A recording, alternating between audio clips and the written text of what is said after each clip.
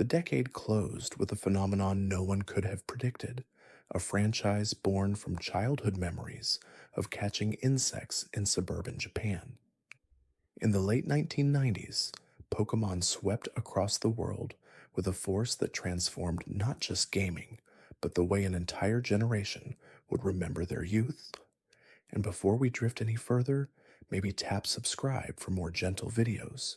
And let me know where you're listening from tonight as we wander through the quiet history of how pocket monsters became something larger than anyone imagined, something that would outlive the decade that gave it life.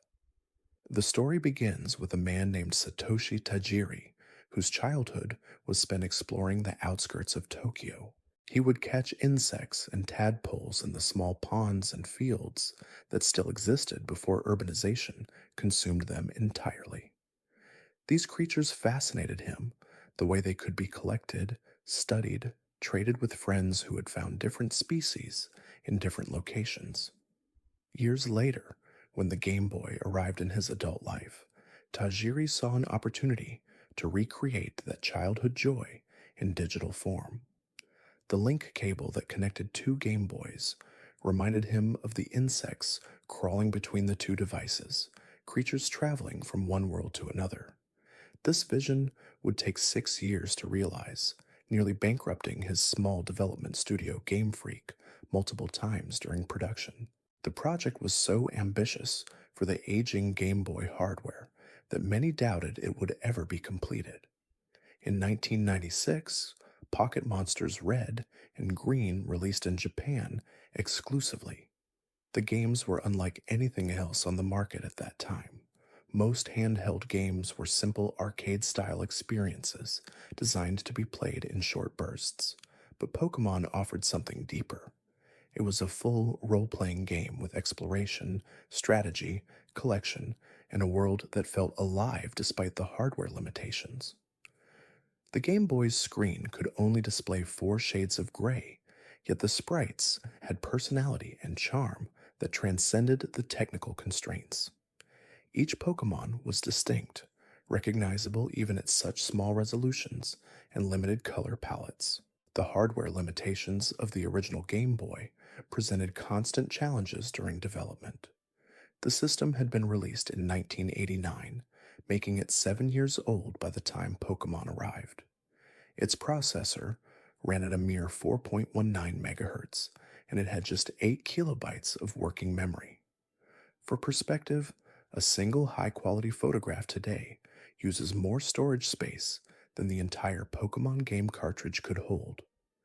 Game Freak's programmers had to perform miracles of optimization to fit all 151 Pokemon, their moves, the entire region of Kanto, and all the game's systems into such limited space.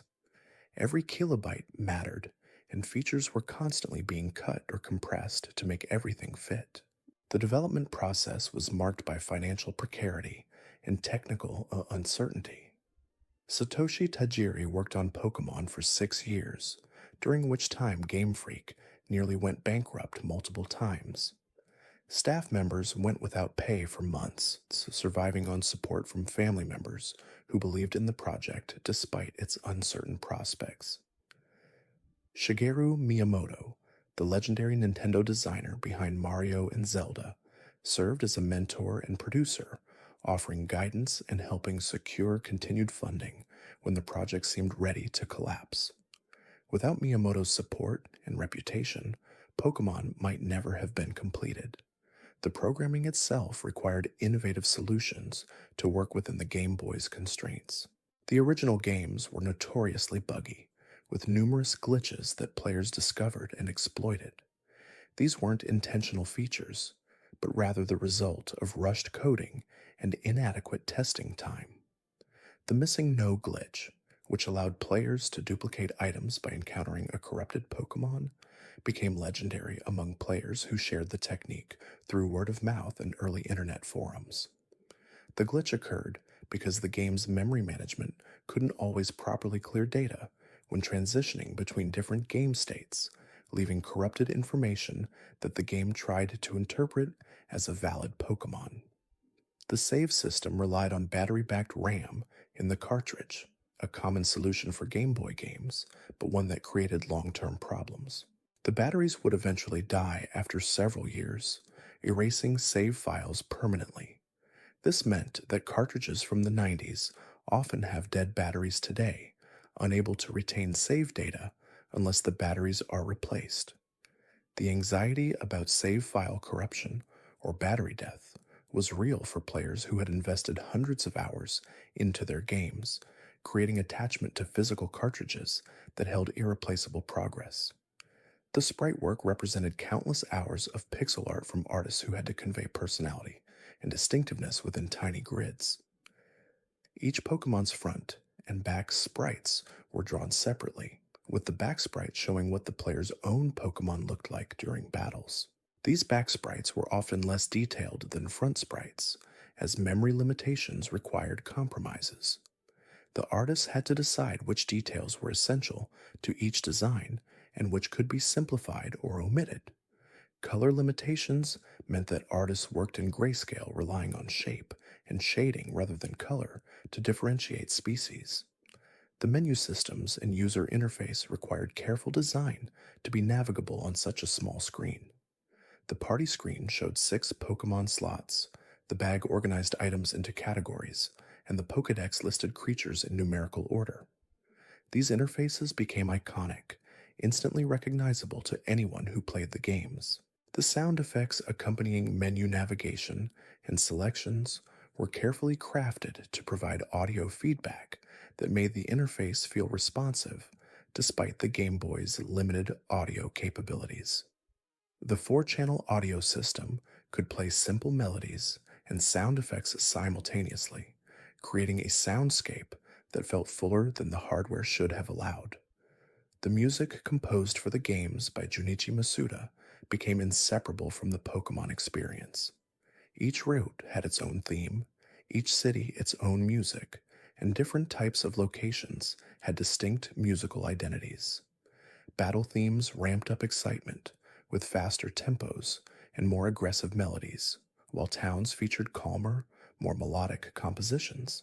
The Lavender Town theme became particularly memorable for its eerie, unsettling quality, using minor keys and unusual progressions to create atmosphere in a location where player characters encountered ghosts and death. Despite working with primitive sound chips, Masuda created music that remains beloved decades later. The testing process, or lack thereof, contributed to the game's rough edges, but also their charm. Subtle balance issues existed throughout, with certain Pokemon and moves being significantly more powerful than others. Psychic types dominated competitive play because they had few weaknesses, and their super effective targets were common. The special stat governed both special attack and special defense, meaning Pokemon with high special values were both offensively and defensively strong in special categories. These balance quirks weren't necessarily problems for casual players, but created a lopsided competitive environment that future generations would address. The localization process for international releases required more than just translation. The games had to be adapted for different writing systems, with European languages requiring different character sets than Japanese. Item names, move names, and Pokemon names all needed translation that preserved meaning while fitting within strict character limits. Puns and wordplay in Japanese often couldn't be directly translated, requiring creative alternatives that captured similar spirit. The localization team worked to ensure the games felt natural in English while retaining their Japanese essence, walking a delicate line between accessibility and authenticity. The blue version, released in Japan after Red and Green, featured improved graphics and slightly adjusted Pokemon distributions, serving as a refined version that addressed some issues from the original releases. This blue version would become the basis for the international Red and Blue releases, meaning Western players never experienced the original Red and Green versions. The graphical improvements were subtle, but noticeable to those who compared them. cleaner sprites with better proportions, more detailed environments, and fewer obvious technical glitches. This revision showed Game Freak's commitment to improving their work even after the initial successful release. The initial response in Japan was modest but steady. Word of mouth spread slowly among schoolchildren who discovered the joy of trading creatures via link cable. This social element was revolutionary for handheld gaming, which had traditionally been a solitary experience. Now, children gathered in schoolyards with their Game Boys connected, trading Pokémon they had caught in different areas, helping each other complete their collections. The game's tagline was simple but effective: "Gotta catch 'em all." This phrase captured both the collecting aspect and the social requirement perfectly, as some Pokémon were only available in one version or the other, requiring players to connect with friends who owned the opposite game. Before you drift off, maybe tap subscribe for more calm stories, and share where in the world you're watching from tonight. The mechanics of the original games were deceptively simple on the surface, but revealed layers of depth for those who explored them. Players began their journey by choosing one of three starter Pokémon: Bulbasaur, a grass and poison type; Charmander, a fire type; or Squirtle, a water type. This choice created the first meaningful decision in the game, as each starter had different strengths, weaknesses, and evolutionary paths. The rival character, controlled by the game's artificial intelligence, would always choose the starter that had a type advantage over the player's choice, ensuring early battles would be challenging rather than trivial. This created a sense of ongoing rivalry that persisted throughout the entire adventure. The region where the games took place was called Kanto, based loosely on the real Kanto region of Japan, where Tokyo is located. Players traveled through cities, forests, caves, and waterways, encountering wild Pokémon in tall grass and trainer battles along routes between towns. Each city had a gym where powerful trainers called gym leaders waited to challenge players who arrived. Defeating a gym leader earned a badge, and collecting all 8 badges granted access to the Pokémon League, where the Elite Four and Champion awaited. This structure provided clear progression goals while allowing players freedom to explore at their own pace. The battle system was turn-based, drawing inspiration from traditional role-playing games, but simplifying the mechanics to be accessible to younger players. Each Pokémon could learn up to 4 moves from a larger pool of potential abilities. Moves were categorized by type, matching the types of Pokémon themselves: fire, water, grass, electric, psychic, fighting, normal, and many others. The type system created a complex web of strengths and weaknesses, where water moves were effective against fire Pokémon, but weak against grass types, which in turn were vulnerable to fire. This created strategic depth, as building a balanced team required understanding these relationships and carrying Pokémon of different types to handle various opponents.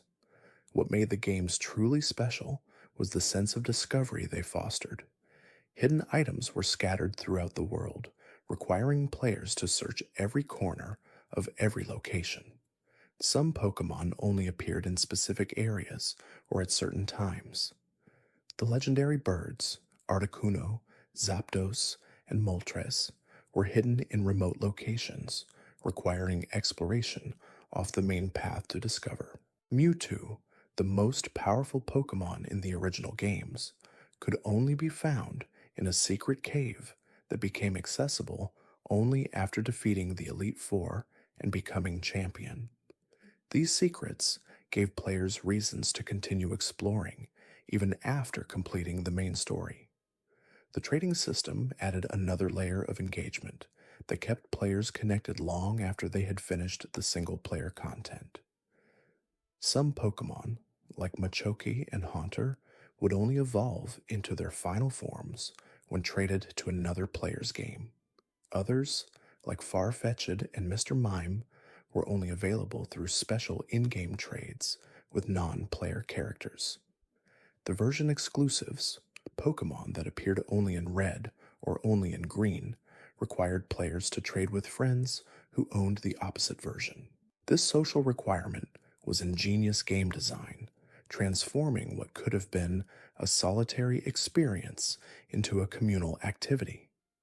The original 151 Pokémon represented an enormous variety of concepts and designs. Some were based directly on real animals. Rattata and Raticate were rats. Pidgey and Pidgeot were pigeons. Ekans was a snake, with its name spelled backwards. Others drew from mythology and folklore. Ninetales referenced the Japanese kitsune legends. Dragonite resembled European dragons, and the legendary birds had elemental associations that felt timeless and archetypal. Still others were more abstract or surreal. Voltorb was a living Pokeball, Magnemite was a hovering magnet, and Ditto could transform into any other Pokemon it encountered. Among these 151 creatures, one would become the face of the entire franchise.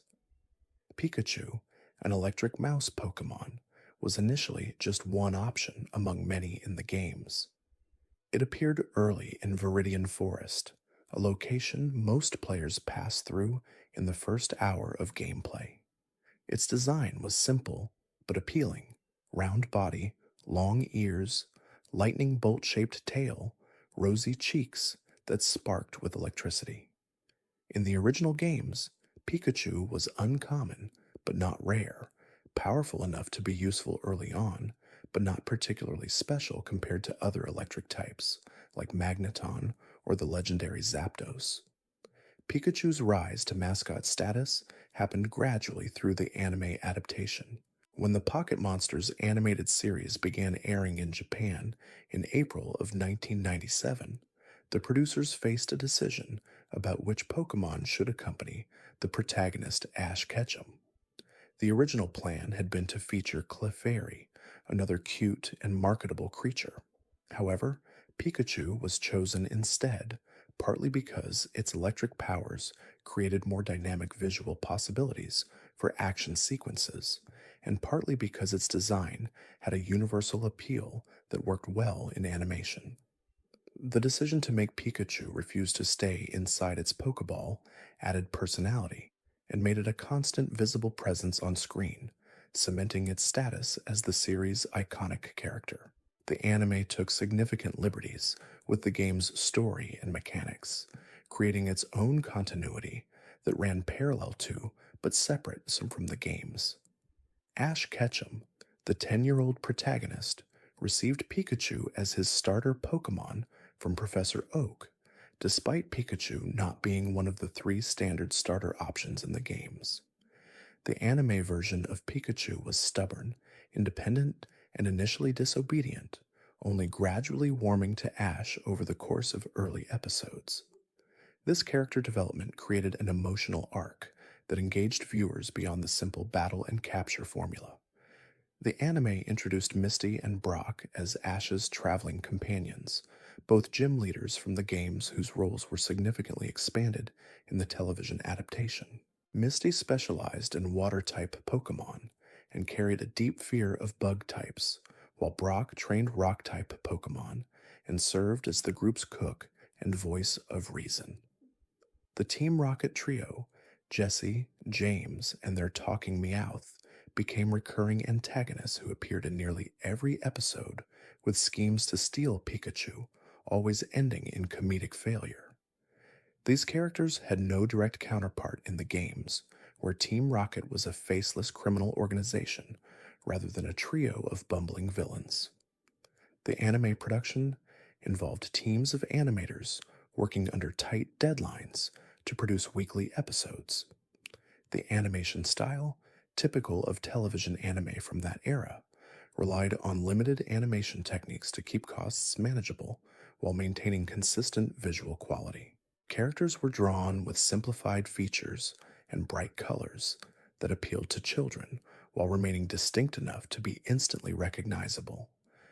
Background art featured more detail than character animation, creating depth and atmosphere for the world Ash traveled through.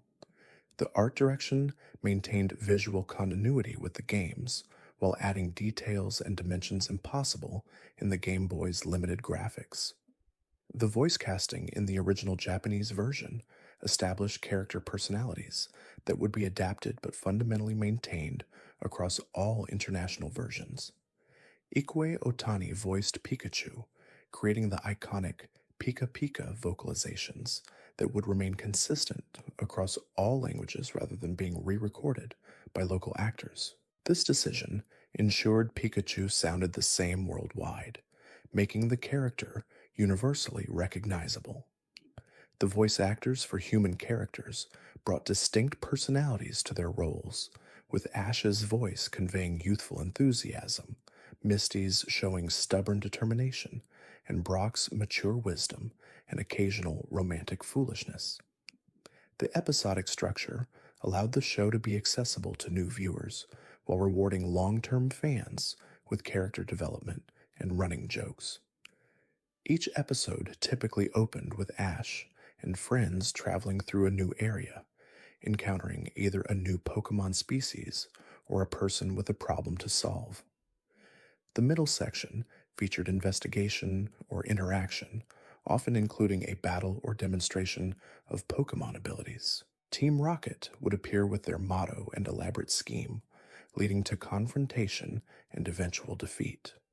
The episode would close with resolution and the group continuing their journey, sometimes with Ash having caught a new Pokemon or learned a valuable lesson. The motto recited by Team Rocket in each appearance became as iconic as any dialogue in the series. Prepare for trouble and make it double, they would begin, launching into verses about protecting the world from devastation, uniting people within their nation, denouncing the evils of truth and love, and extending their reach to the stars above. The motto's length and theatricality made it instantly recognizable and frequently parodied. Children memorized and recited it in playgrounds, and the ritual of Team Rocket's introduction became a comforting routine that signaled familiar entertainment. The battles depicted in the anime took creative liberties with game mechanics, showing Pokemon dodging attacks and using environmental features in ways impossible in the turn-based games.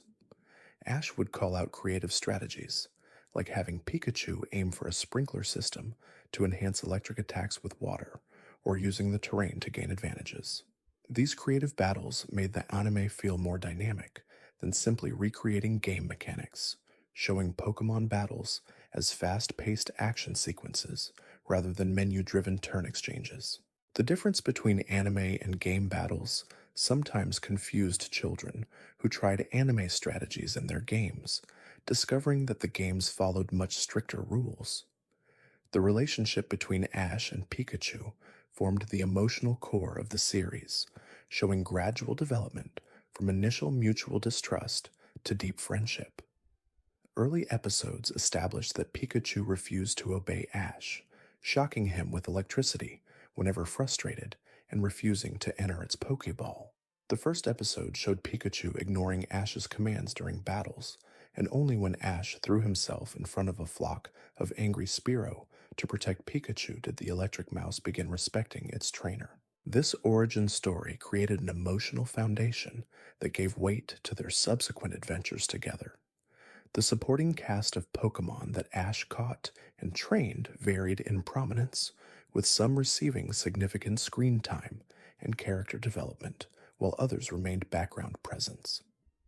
Charizard's evolution from obedient Charmander to rebellious Charmeleon to powerful but disobedient Charizard created a long-running subplot about Ash earning respect from his strongest Pokemon. Bulbasaur served as a reliable team member who often mediated conflicts. Squirtle led a squad of troublemaking Squirtle before joining Ash's team. Each Pokemon in Ash's rotating roster had personality traits and quirks that made them more than just battle tools. The Gym Leader episodes featured expanded characterizations for characters who were simple boss battles in the games. Brock received extensive development, showing his responsibilities, caring for his many siblings after their parents left, making his decision to join Ash meaningful rather than arbitrary. Misty's backstory revealed her insecurities about being youngest of four sisters who ran Cerulean Gym. Lieutenant Surge was portrayed as an aggressive American trainer with powerful electric types. Sabrina had psychic powers and a split personality. These character expansions made gym leaders feel like real people with their own stories, rather than obstacles to overcome. The filler episodes between major plot points served important functions despite not advancing Ash's badge quest. These episodes introduced Pokemon species not yet encountered, taught lessons about responsibility or friendship, or simply provided lighter entertainment between more intense episodes. Some filler episodes became fan favorites despite their lack of plot relevance. The episode where Ash and friends found a school for Pokemon, the beauty contest episode, or the various holiday specials.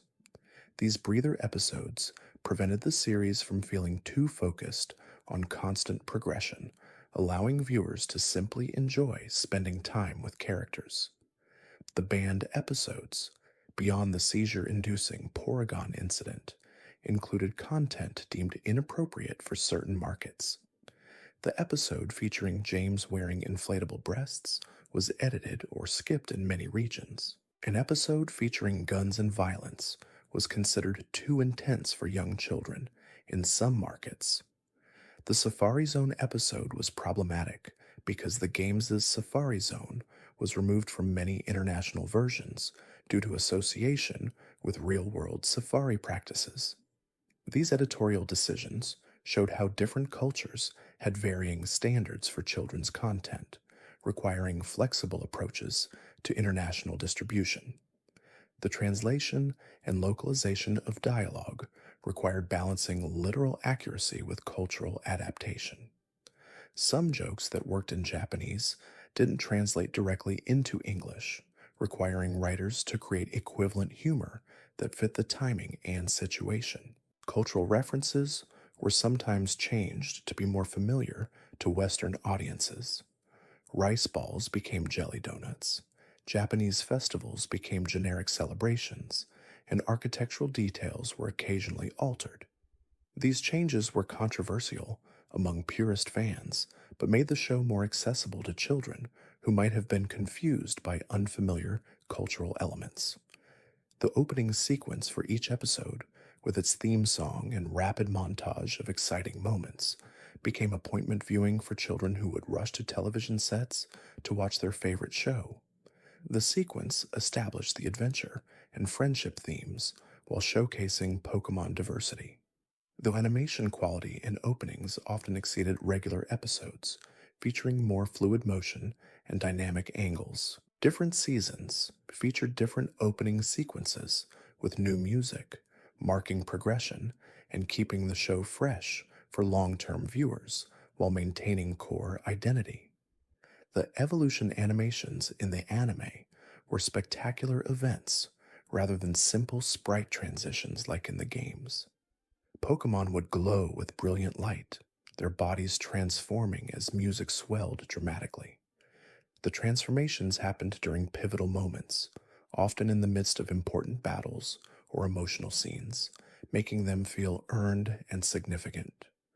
Children who had evolved dozens of Pokemon in their games still felt excitement when seeing evolution animated with full visual splendor and emotional weight that static sprites couldn't convey. The relationship dynamics between Ash, Misty, and Brock created a found family structure that appealed to viewers. The three characters had distinct personalities that complemented and conflicted with each other in ways that drove comedy and drama. Misty's hot-headed nature clashed with Ash's impulsiveness, while Brock's maturity and romantic distraction provided different energy. Their arguments felt like real sibling disputes, and their loyalty to each other during crises reinforced themes about friendship transcending initial differences. Child viewers saw models for healthy friendship involving disagreement without abandoning each other. The world building in the anime expanded game locations into detailed settings with their own cultures and characteristics. Cities became more than just clusters of buildings, with shops and gyms, featuring neighborhoods, festivals, and community events. The natural environments showed ecological diversity, with different Pokemon species occupying different ecological niches. This richer world made the Pokemon universe feel more alive and complex, giving viewers a sense that the places Ash visited existed beyond his immediate interactions with them.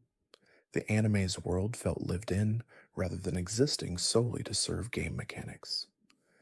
The anime's tone was lighter and more comedic than the game's, designed to appeal to young children with slapstick humor and straightforward moral lessons. Each episode typically followed a formula. Ash and friends would arrive in a new town or encounter a new Pokemon. Team Rocket would appear with a scheme, a battle would ensue, and Team Rocket would be defeated and sent blasting off into the sky. This predictable structure made the show accessible to viewers of any age and allowed it to air in any order without confusing the audience. Despite its simplicity, the show was wildly successful, quickly becoming one of the highest rated children's programs in Japan. By the time Pokemon was ready for international release, the franchise had already proven itself in Japan. Nintendo of America initially approached the localization with caution, aware that previous attempts to bring Japanese games and anime to Western markets had met with mixed results. The cultural differences were significant. Japanese school children routinely traded toys and cards during break time, while American schools had stricter rules about such activities. The collection aspect that drove the game's popularity in Japan might not translate to audiences with different cultural contexts and social norms.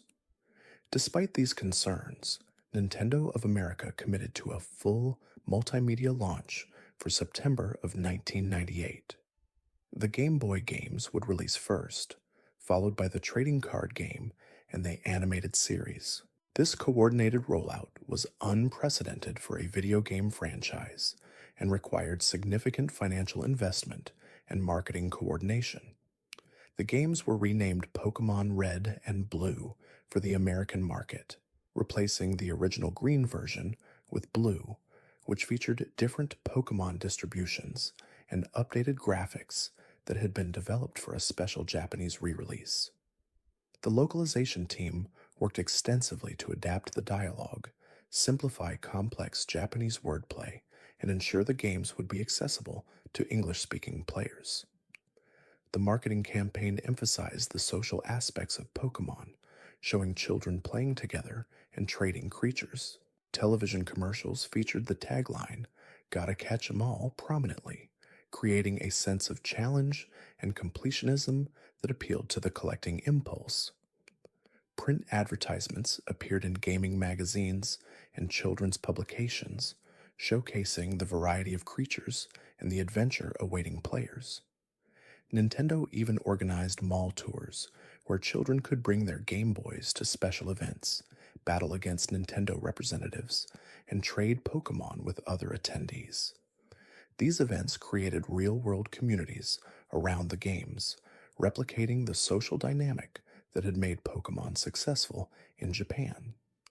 The timing of the American release was fortunate in ways Nintendo couldn't have fully anticipated. The Game Boy had been on the market for nearly a decade by 1998, and sales had been declining as consumers waited for Nintendo's next handheld system.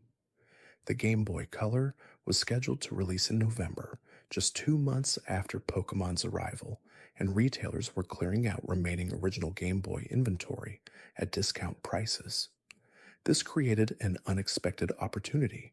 Parents could purchase an inexpensive Game Boy and a highly anticipated new game for less than the cost of many contemporary console games.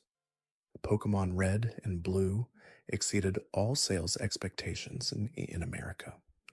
Within weeks of release, the games were selling faster than Nintendo could manufacture them, creating shortages at major retailers. Children who couldn't find the games at stores asked parents to call multiple locations, check smaller independent retailers, or wait for the next shipment.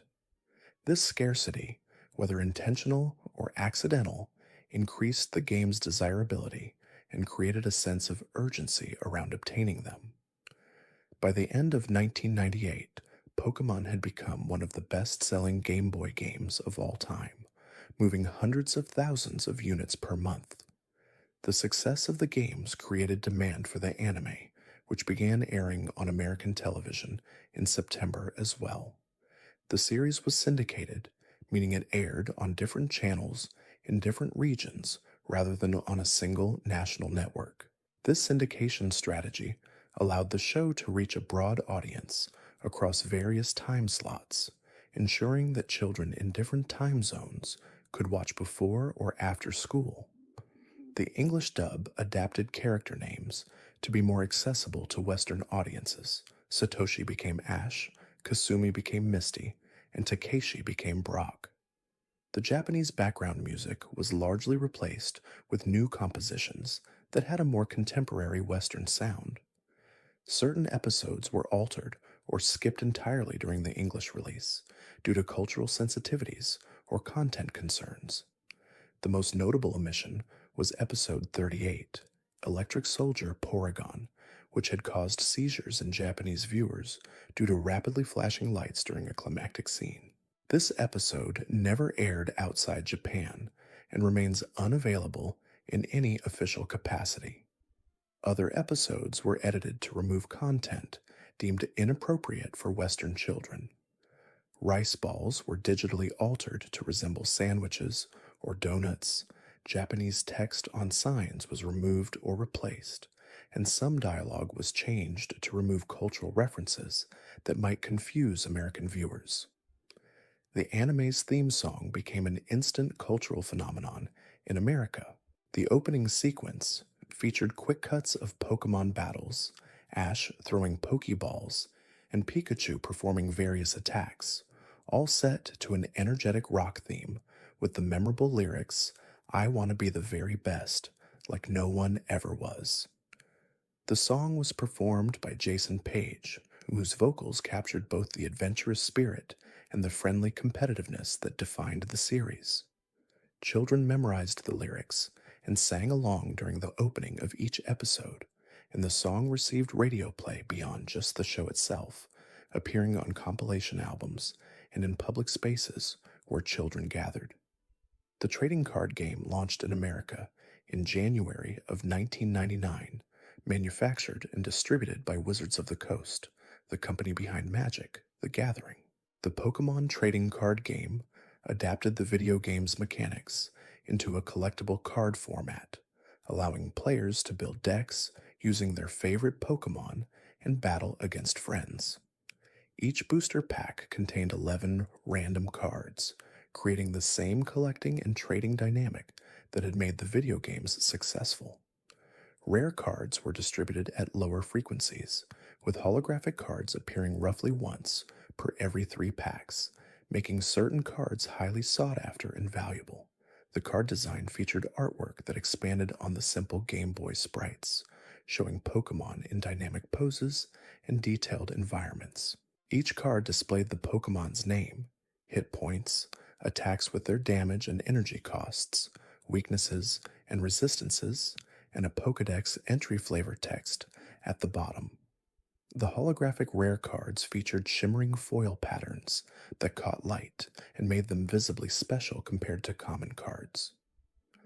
The visual appeal of cards extended beyond gameplay utility, making them desirable as collectibles, even for people who never played the actual card game. The rarity system created a hierarchy that drove collecting behavior and established informal economies among players. Common cards appeared frequently in booster packs and had minimal trading value. Uncommon cards were moderately rare and somewhat valuable. Rare cards appeared once or twice per booster pack and included the most powerful and desirable Pokémon. Holographic rare cards, featuring the foil treatment, were the rarest and most valuable, appearing approximately 1 per every 3 to 4 packs. This scarcity created clear goals for collectors and established a secondary market where rare cards could be sold or traded for significant value. The starter deck products provided pre constructed decks for beginners who wanted to start playing immediately without building decks from boosters. These decks included everything needed to play: Pokemon cards, energy cards, trainer cards, damage counters, coin for flips, and instruction booklet. The two starter decks featured different strategies, with one focused on grass and electric Pokemon, while the other emphasized fire and water types. The decks were reasonably balanced against each other, allowing new players to have fair matches while learning game mechanics. The booster pack opening ritual became a significant part of card culture, with children developing superstitious behaviors around maximizing chances of finding rare cards. Some believed weighing packs could identify those with holographic cards, as the foil added negligible weight. Others insisted certain pack positions within boxes had better odds. The anticipation of shuffling through 11 cards to see what was included, building to the potential revelation of a holographic rare at the back of the pack, created genuine excitement and mild gambling like dopamine responses that kept children opening pack after pack. The card shops became gathering places for Pokemon players, hosting game nights, tournaments, and trading sessions. These local game stores served as community hubs where players met others who shared their interest, learned strategies from more experienced players, and participated in organized events. The shops stocked cards, accessories like card sleeves and binders, playmats featuring Pokemon artwork, and strategy guides for deck building. The atmosphere in these shops during peak Pokemon years was electric, with tables full of players engaged in battles, trades, and animated discussions about the game. The trading culture around cards created complex social dynamics and taught children negotiation skills. Determining fair value for trades required understanding rarity, power level, and personal preference. A powerful rare card might be worth multiple uncommon cards, but exact ratios depended on demand and availability. Some children became shrewd traders, leveraging knowledge gaps to acquire valuable cards from less informed peers. Others maintained reputations for fair dealing, becoming trusted trading partners. These marketplace dynamics taught economic principles through hands on experience more effectively than textbooks could. The binder culture developed as players displayed their collections in protective pages that allowed cards to be viewed without handling. 9 pocket pages became the standard, holding cards in a 3x3 grid. Players organized their binders in various ways: numerical order by Pokédex number, by rarity, by type, or by personal preference. The act of showing one's binder to potential trading partners allowed both parties to see available cards while keeping them protected. Binders became status symbols, with thick binders full of rare cards commanding respect, and thin binders suggesting newer or less serious collectors. The counterfeit card problem emerged as demand far exceeded supply for certain rare cards. Fake cards could be identified by several tells: incorrect fonts, color saturation that didn't match authentic cards, different cardstock thickness, and missing or incorrect copyright information. Parents who didn't know the difference sometimes unknowingly purchased fake cards from unofficial vendors, disappointing children who recognized the forgeries. The presence of counterfeits taught children to scrutinize items carefully and understand the importance of verifying authenticity, lessons applicable beyond just trading cards. The league play organized by Wizards of the Coast provided structured competitive environments with official rules and sanctioning, and league members received stamps or stickers for participation, working toward promotional cards and prizes.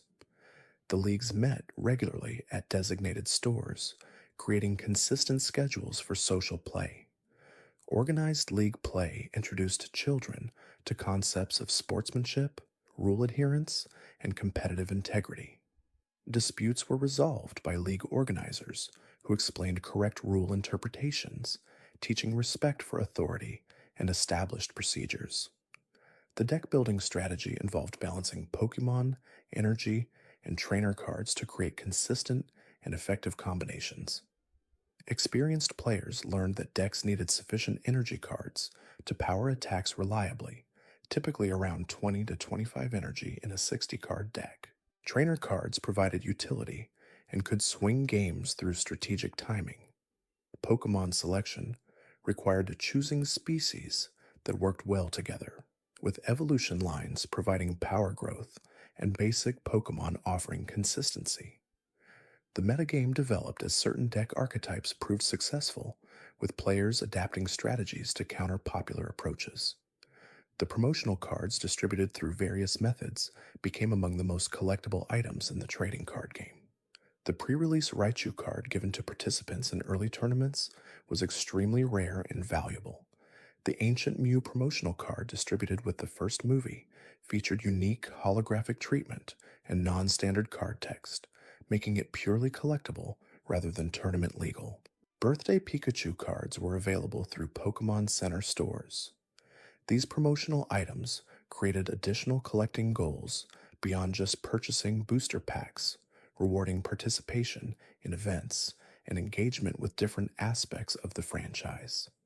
The tournament scene at local, regional, and national levels created competitive ladders where the most skilled players could prove themselves. Tournament formats varied, with sealed deck events requiring players to build decks from limited card pools, and constructed events allowing players to bring pre-built decks. The tournament atmosphere was simultaneously competitive and friendly, with players battling intensely, but usually maintaining good spirits. Winners received prizes including booster boxes, rare promotional cards, and in higher level tournaments, scholarships or other significant rewards. The rules' complexity meant that serious players needed to understand numerous mechanics and card interactions.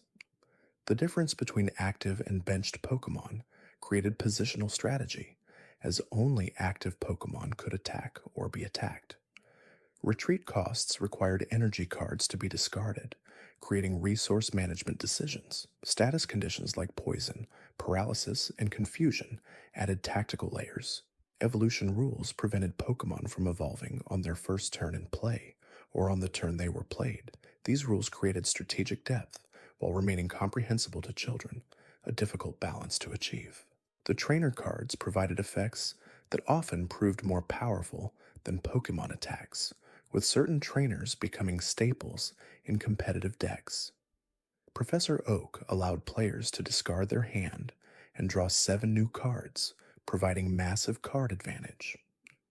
Computer search let players search their deck for any card, enabling consistent strategies. Bill simply drew 2 cards, but its simplicity and reliability made it valuable. Energy removal could discard energy from opponents' Pokemon, disrupting their attack plans. Gust of Wind forced opponents to switch their active Pokemon, creating opportunities for favorable matchups or targeting weak-benched Pokemon. The power creep phenomenon appeared even in early sets, with later expansions featuring stronger cards that made earlier ones obsolete in competitive play. The Jungle and Fossil expansion set introduced new Pokemon and updated mechanics, changing the competitive landscape. Players who kept up with new releases had advantages over those still using older cards. This constant evolution kept the game fresh for dedicated players, but created challenges for casual players who couldn't afford to continuously purchase new sets. The balance between accessibility and evolving metagame was difficult to maintain.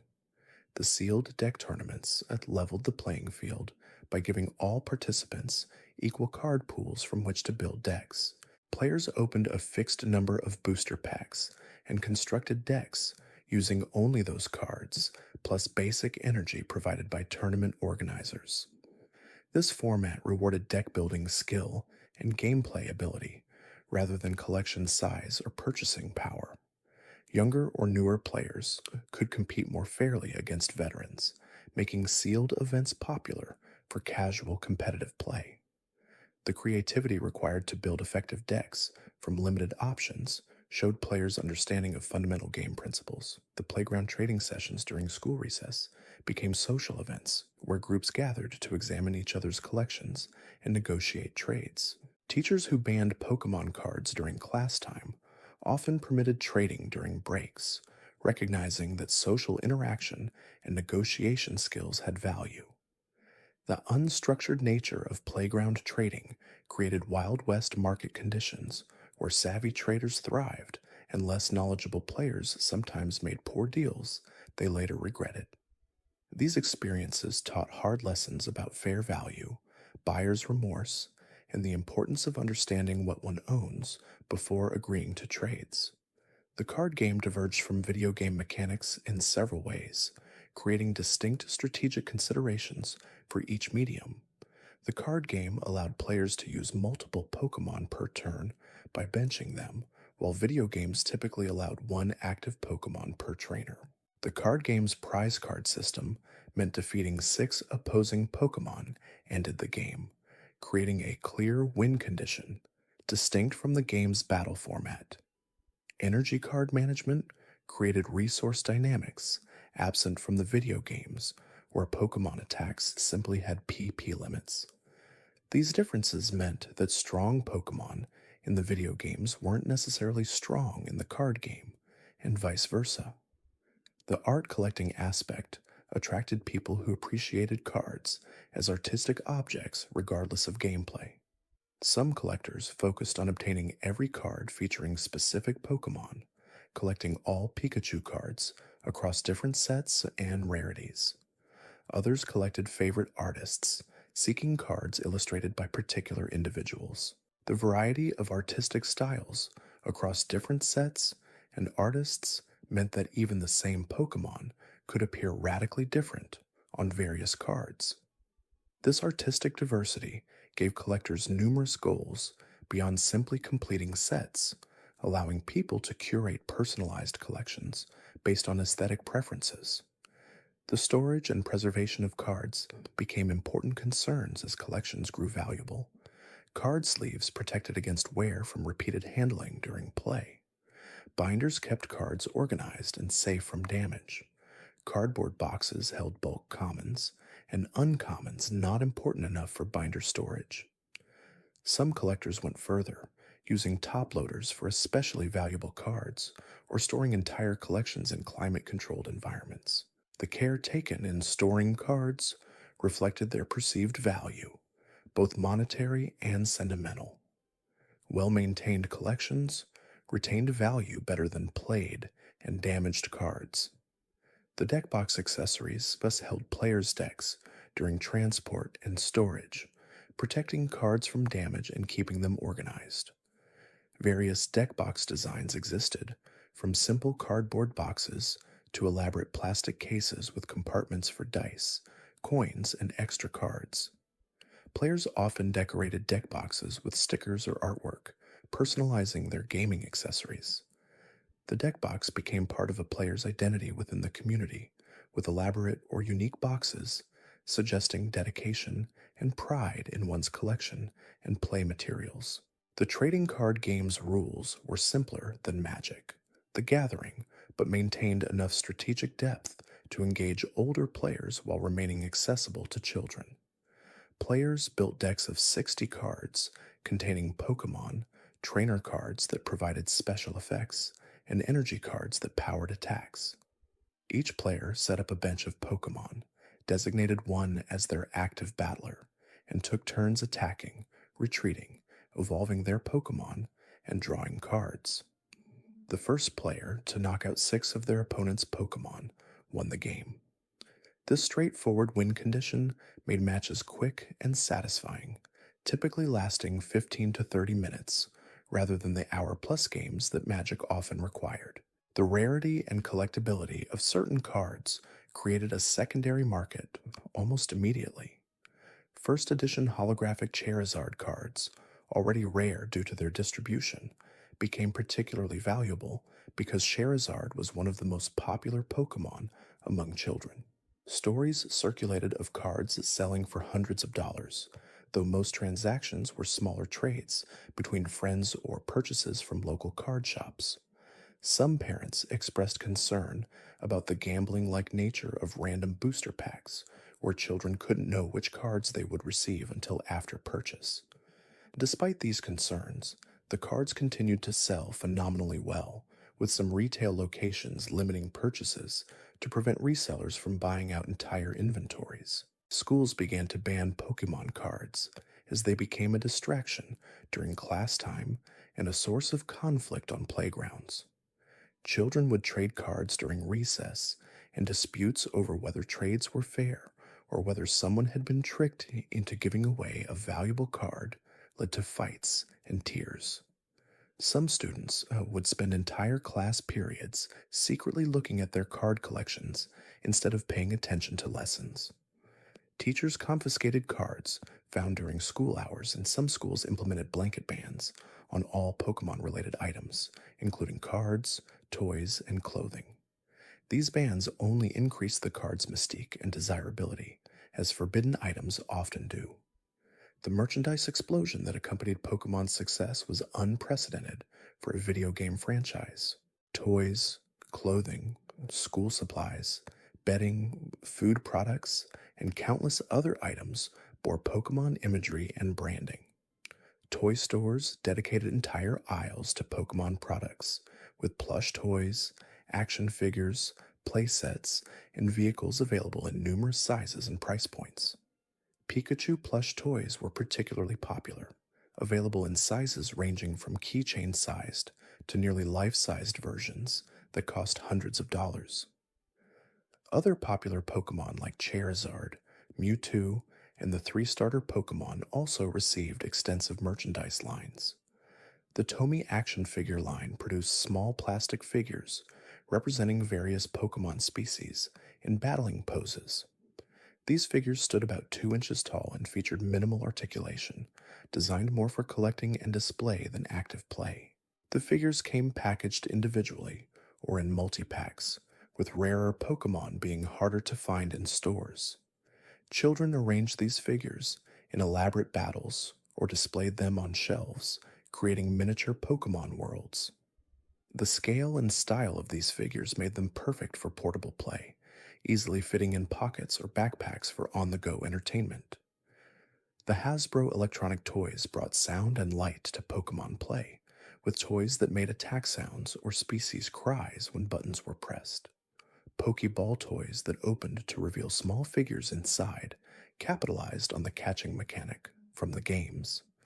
Electronic Pokédex toys allowed children to scroll through different Pokémon, hearing information and sounds associated with each species. These battery-powered toys occupied middle price points between simple plastic figures and expensive large-scale toys, making them accessible gift options for birthdays and holidays. The plush toy variety encompassed different sizes, qualities, and manufacturers. Official Pokemon Center plush from Japan were highly detailed with premium materials and accurate designs, becoming collector's items. Mass-market plush available at discount retailers were less expensive, but often less accurate in proportions and details. Beanbag-style plush could be posed in sitting positions. The different quality tiers meant that Pokemon plush existed at every price point, from dollar store miniatures to boutique collector pieces costing $50 or more. Or, the backpack phenomenon saw children carrying Pokemon-branded bags to school in overwhelming numbers. Elementary school drop-off zones looked like Pokemon conventions, with dozens of Pikachu and Charizard backpacks visible among the crowds. The backpacks came in various sizes appropriate for different ages, from small preschool bags to full-sized school backpacks with multiple compartments. Some featured 3D elements like plush ears or tails attached to otherwise flat bags. The uniformity of Pokemon backpacks created unusual situations where children had difficulty identifying their own bags among many identical ones. The lunchbox market was similarly saturated, with metal and plastic lunchboxes featuring Pokemon artwork becoming standard equipment for school lunches. Matching thermoses kept drinks cold while displaying favorite characters. Plastic sandwich containers featured molded Pokemon shapes on lids. The complete Pokemon lunch setup, backpack, lunchbox, thermos, and sandwich container made children feel fully equipped for school while advertising their fandom to peers. Parents sometimes resisted buying new Pokemon lunch supplies when perfectly functional non branded items already existed, leading to household negotiations and compromise. The clothing line extended far beyond simple t shirts to include pajamas, socks, underwear, hats, jackets, and even shoes. Department stores had racks of Pokemon clothing in children's sections, with different items appealing to various ages and preferences. Toddler clothing featured cute Pikachu designs, while older children preferred more subtle Pokemon imagery or team themed apparel. The quality varied significantly, with some officially licensed clothing being well made and durable, while cheaper alternatives faded or fell apart after minimal wear and washing. The seasonal clothing allowed year round Pokemon expression, with winter coats, Halloween costumes, and swimming trunks all available with franchise branding. Halloween saw neighborhoods filled with children dressed as Ash, Pikachu, or other characters, with costume quality ranging from elaborate homemade creations to simple store bought outfits. Winter coats kept children warm while displaying their favorite Pokemon.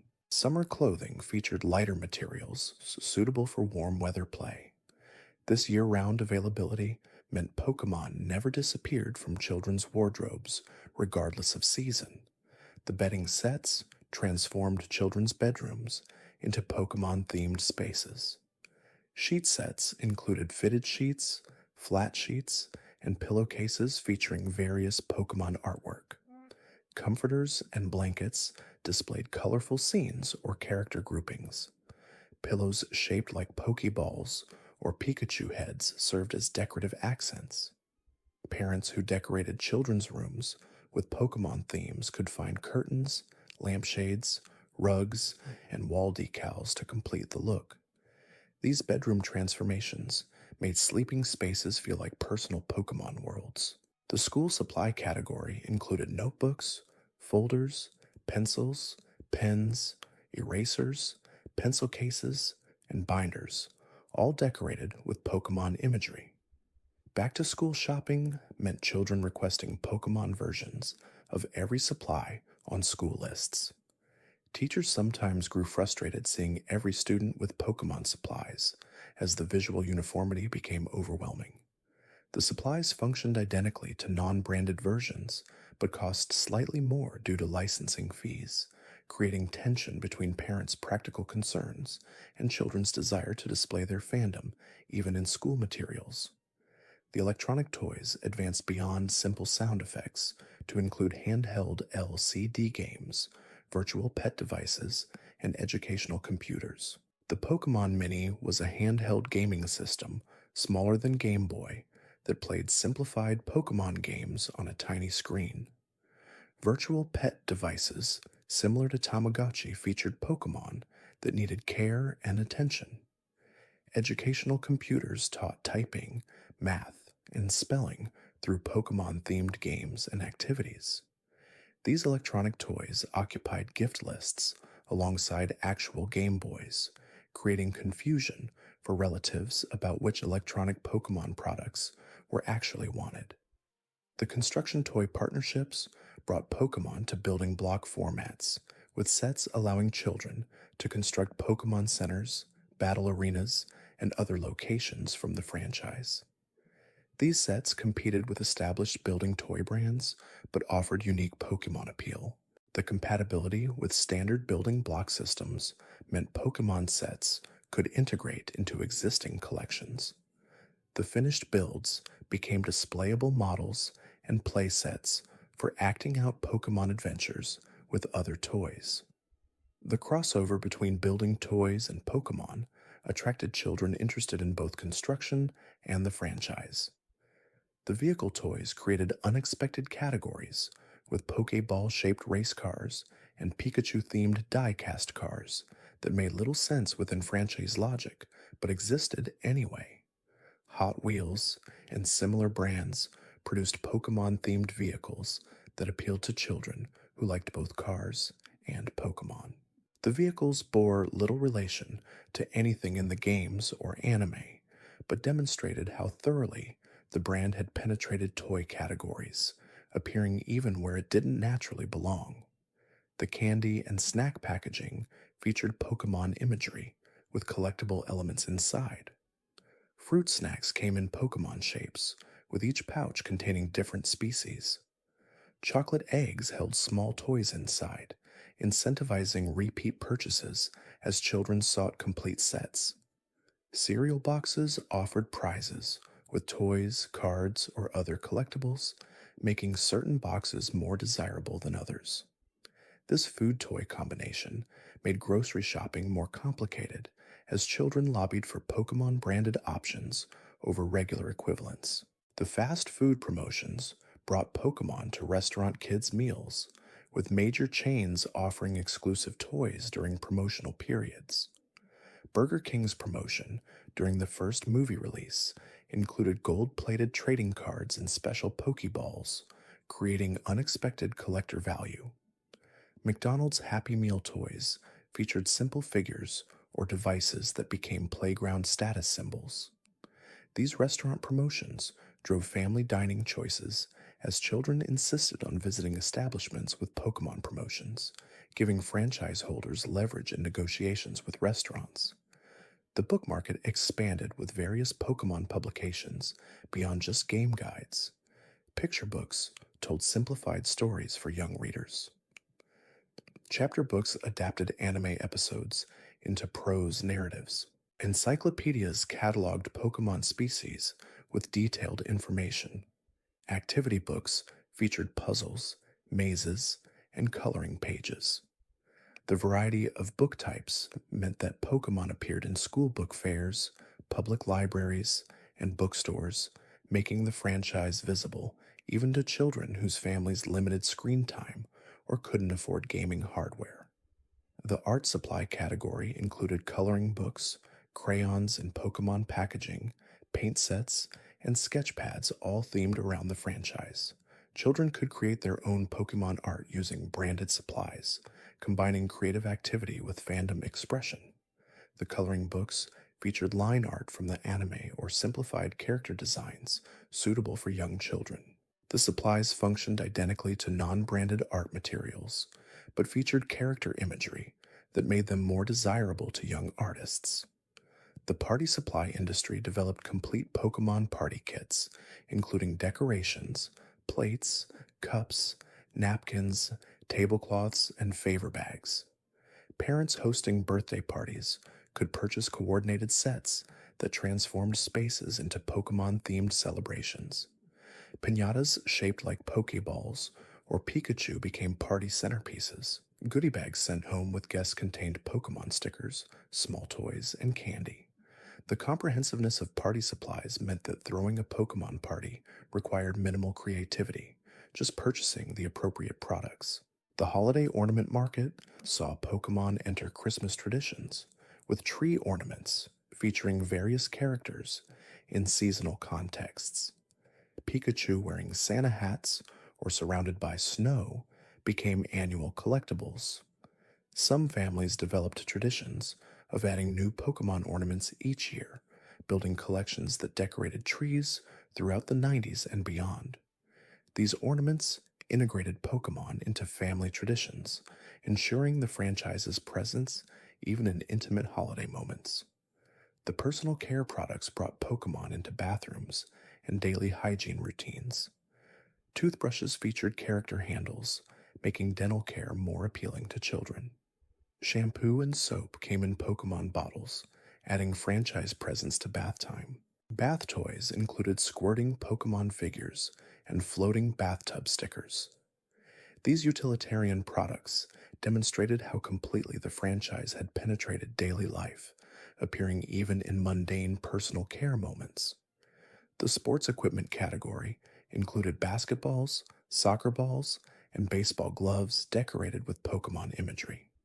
These items made athletic play more appealing to children who preferred Pokemon to traditional sports. The equipment functioned normally for its intended sports, but featured character artwork that made it distinctive.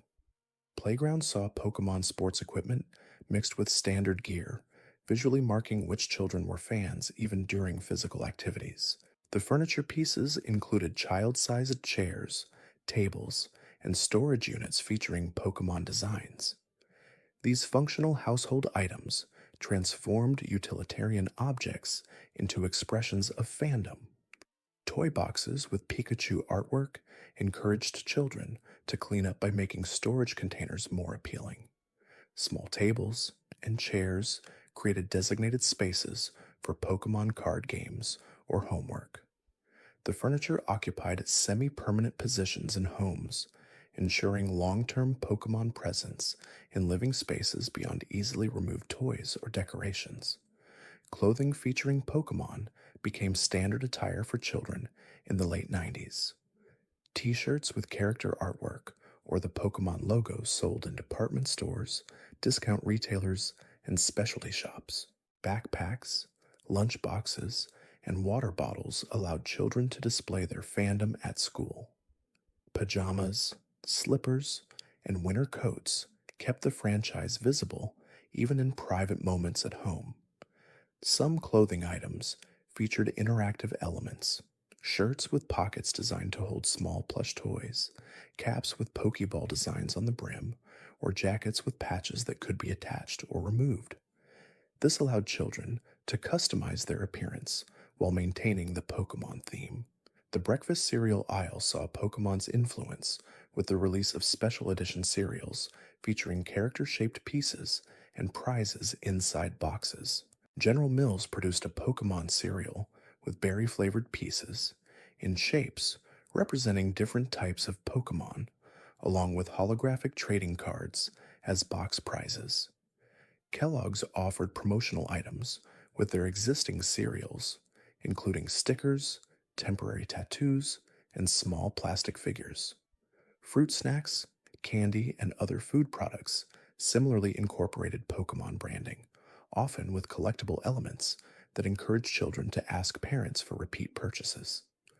The first Pokemon movie, Mewtwo Strikes Back, released in Japan in July of 1998 and in America in November of 1999.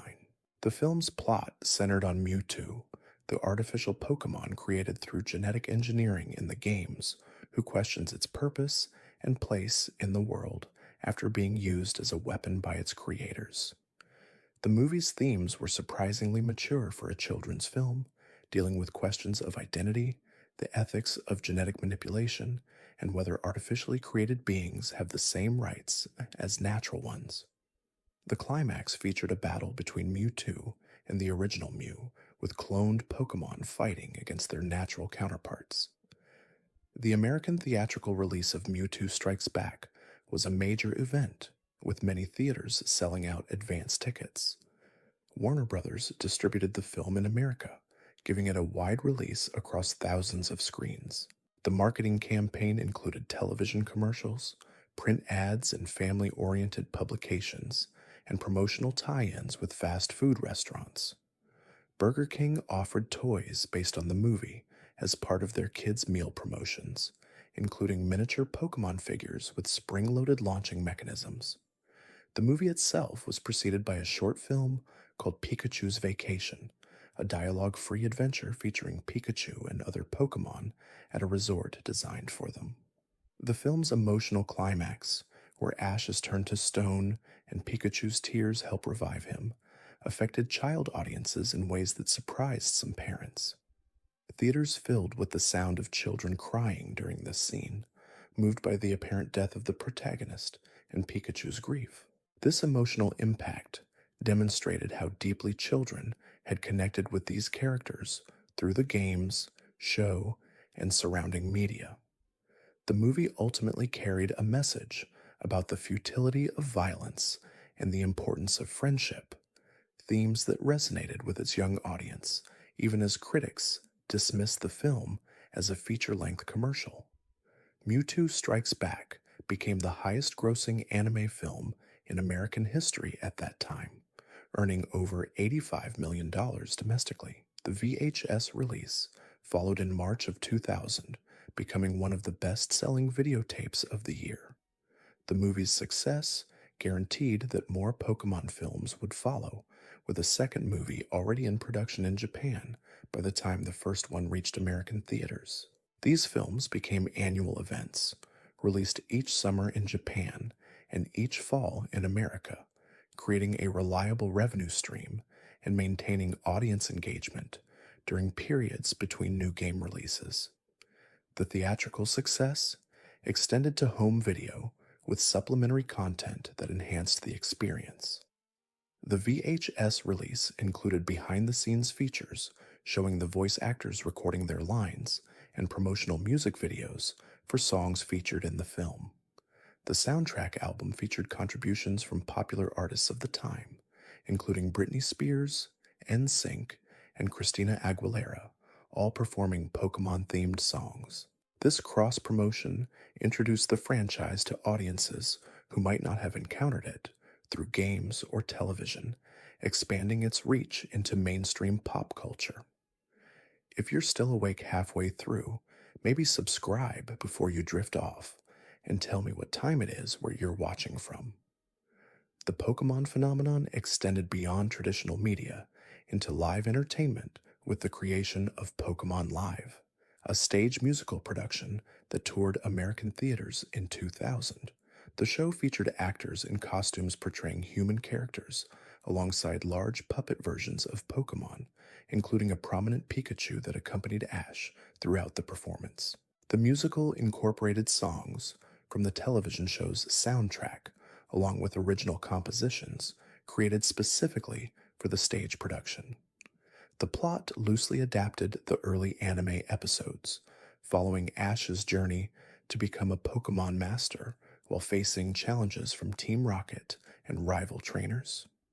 The production values of Pokemon Live were ambitious for a children's touring show. The puppetry required multiple operators for larger Pokemon like Charizard and Onix, creating impressive visual spectacles during battle scenes. Lighting effects simulated Pokemon attacks, with strobe effects for electric moves and colored gels for fire and water attacks. The stage set depicted various locations from the Pokemon world, including the Viridian City Gym and outdoor battle arenas. Song and dance numbers broke up the action, giving the production a structure familiar to audiences who had seen other musical theater productions.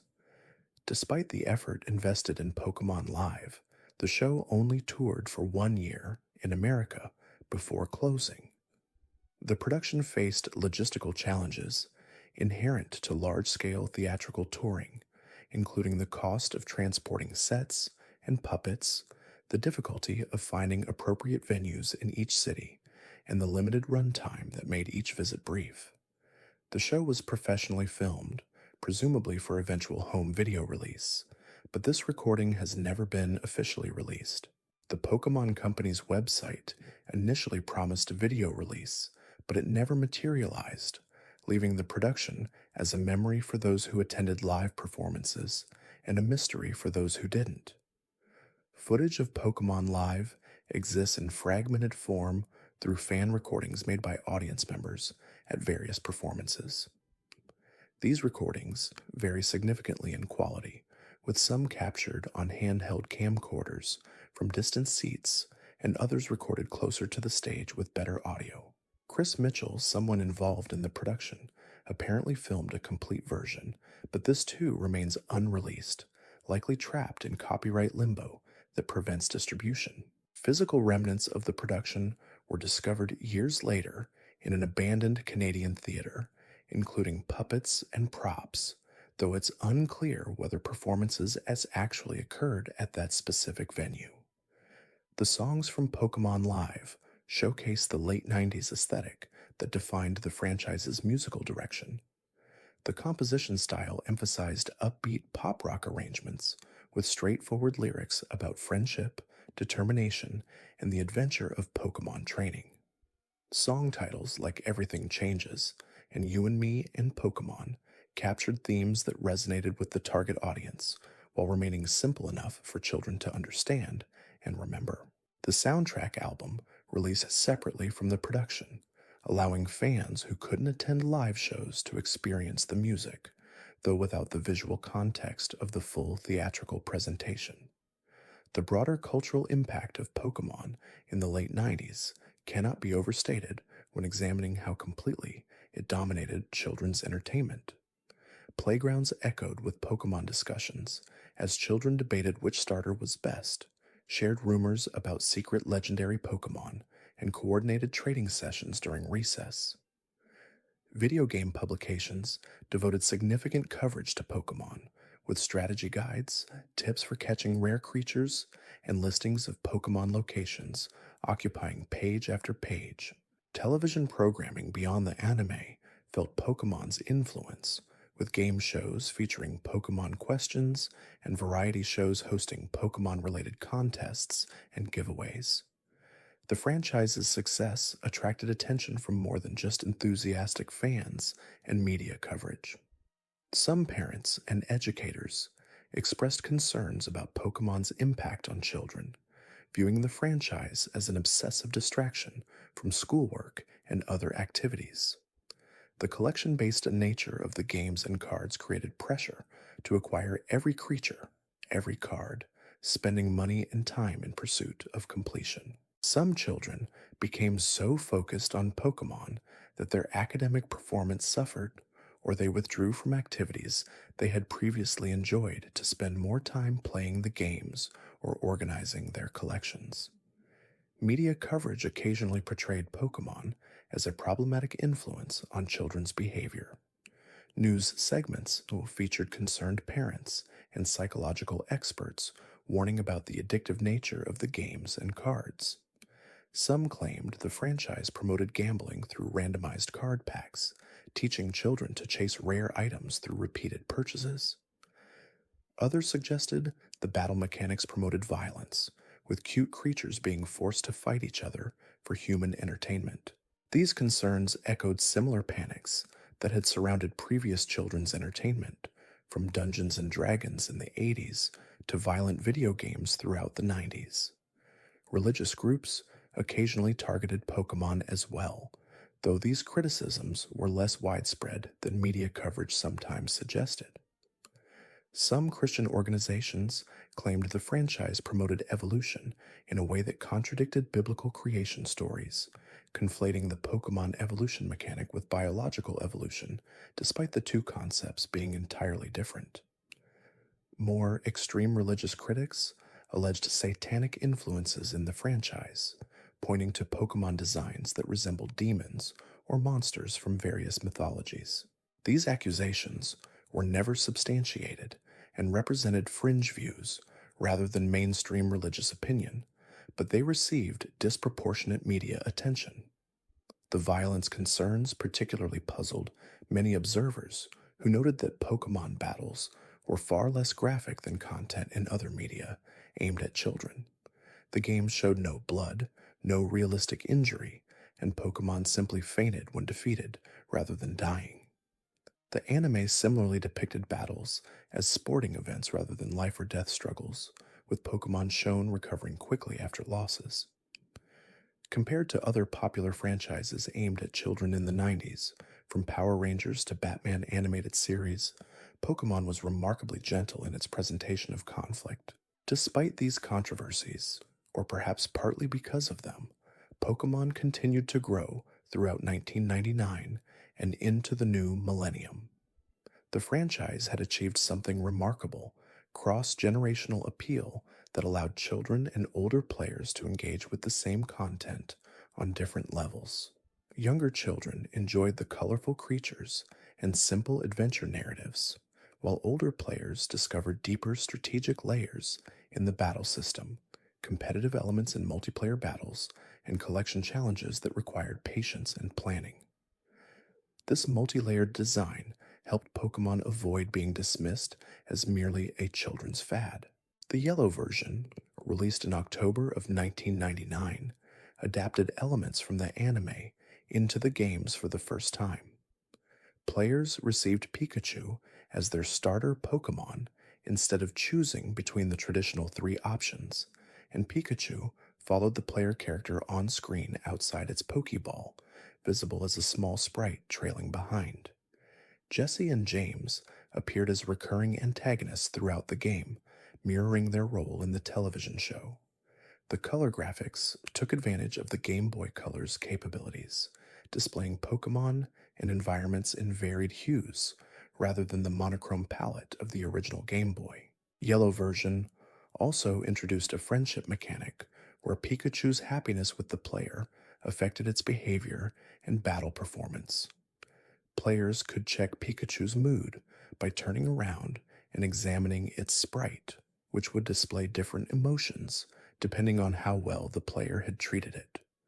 Letting Pikachu faint frequently or keeping it stored in a PC box instead of in the active party would make it unhappy, while winning battles and using healing items would increase its affection.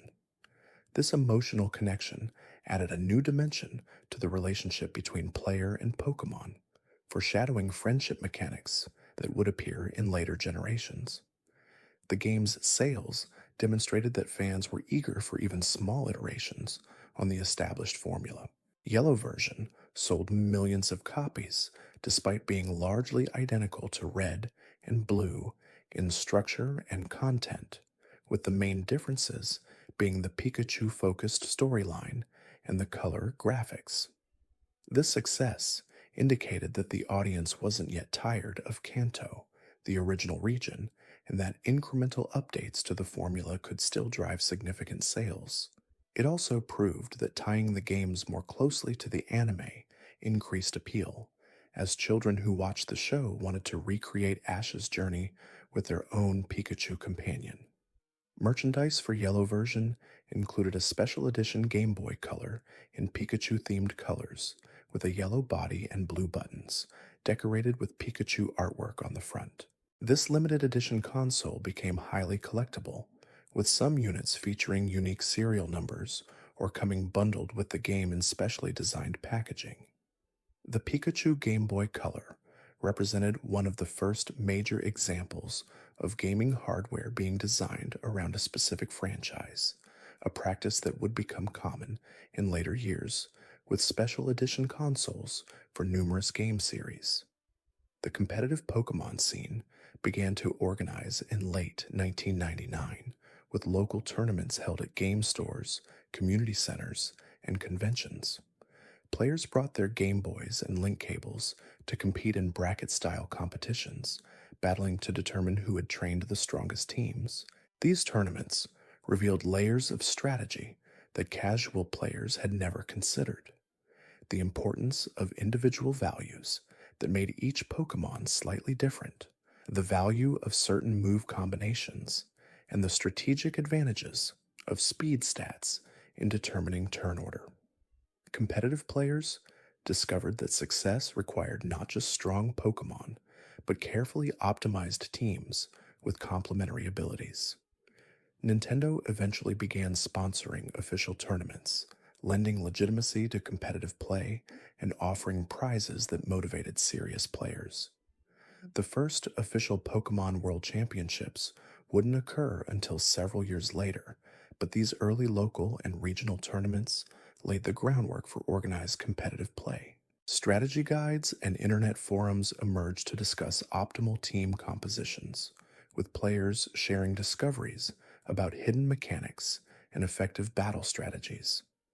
This community knowledge base helped skilled players improve while also making the depth of the game systems more apparent to observers.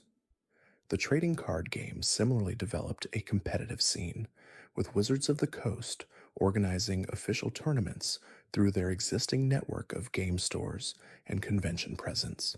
The Pokémon trading card game followed the model established by Magic: The Gathering, with local store tournaments feeding into regional championships and eventually national competitions.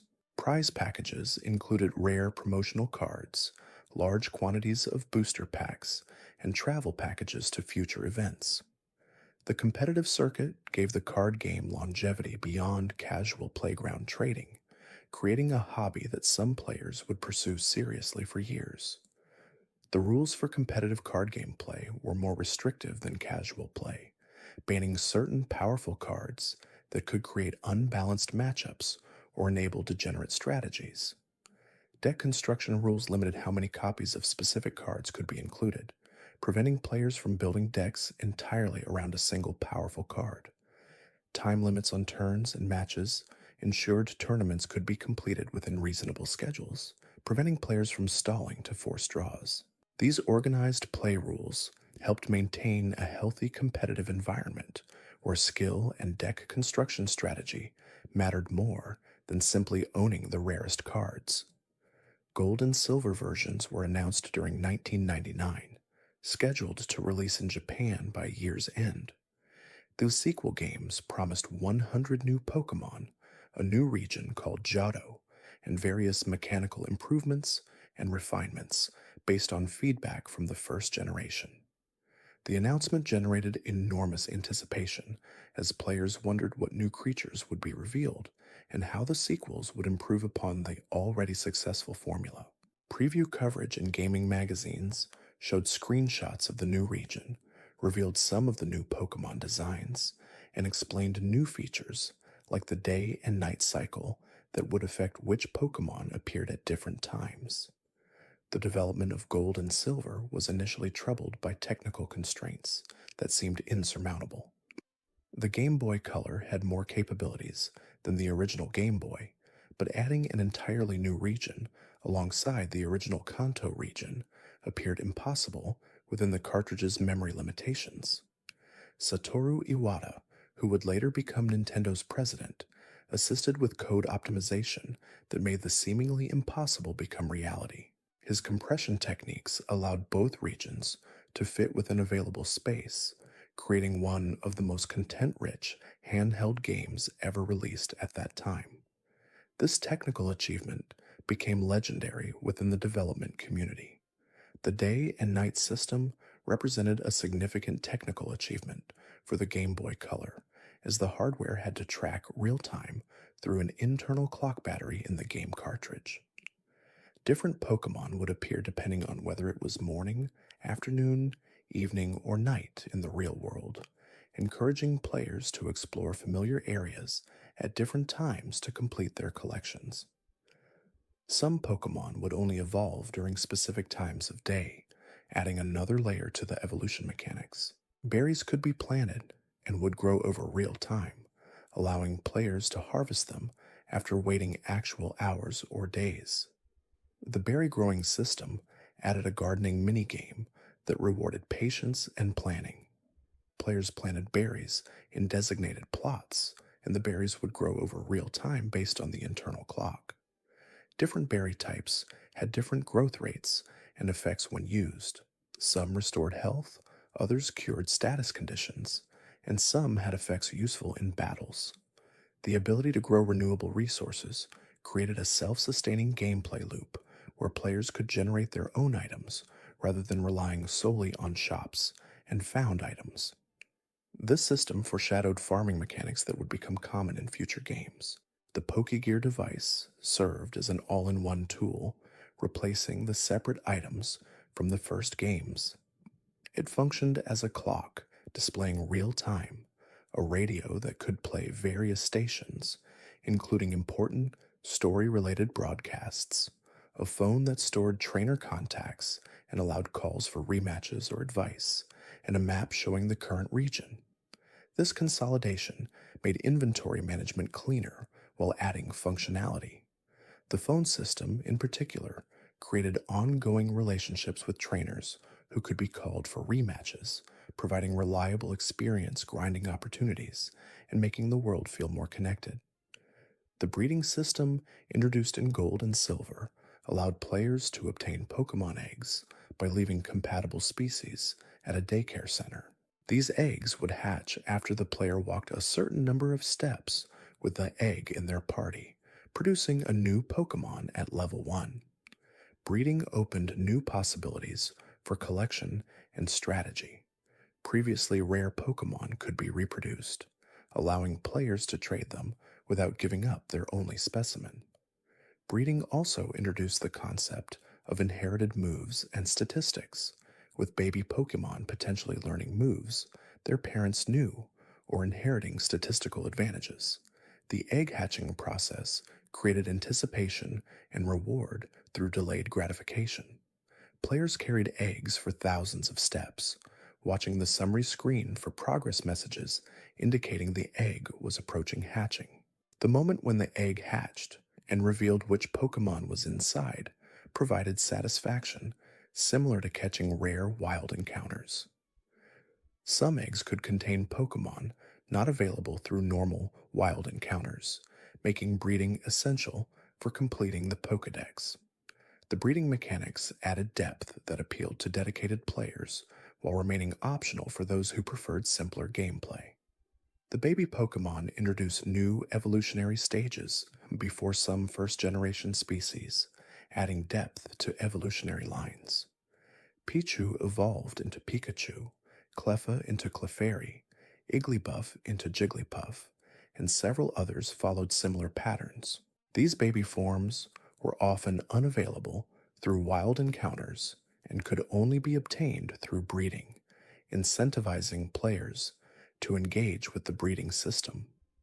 The baby Pokemon designs emphasized cuteness, appealing to players who favored adorable creatures over powerful battlers. This expansion of evolutionary families made the Pokemon world feel richer and more complex. The held item system allowed Pokemon to carry items that provided various effects during battles. Some items boosted specific attack types, others increased critical hit rates, and some had unique effects, like allowing certain Pokemon to evolve when traded while holding them. This system added strategic depth to battles and collection alike, as finding optimal held items for team members became part of competitive optimization. The held item mechanic would become standard in all future games, establishing itself as a core system that deepened battle strategy. The second generation of Pokemon also expanded the trading system with backwards compatibility, allowing gold and silver to connect with red, blue, and yellow versions through the Game Boy's link cable. This meant players could transfer their favorite Pokemon from the first generation into the new games, maintaining their collections across releases.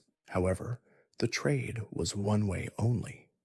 Pokemon transferred forward couldn't return to the original games, as the new game's data structures and features weren't compatible with the older cartridges.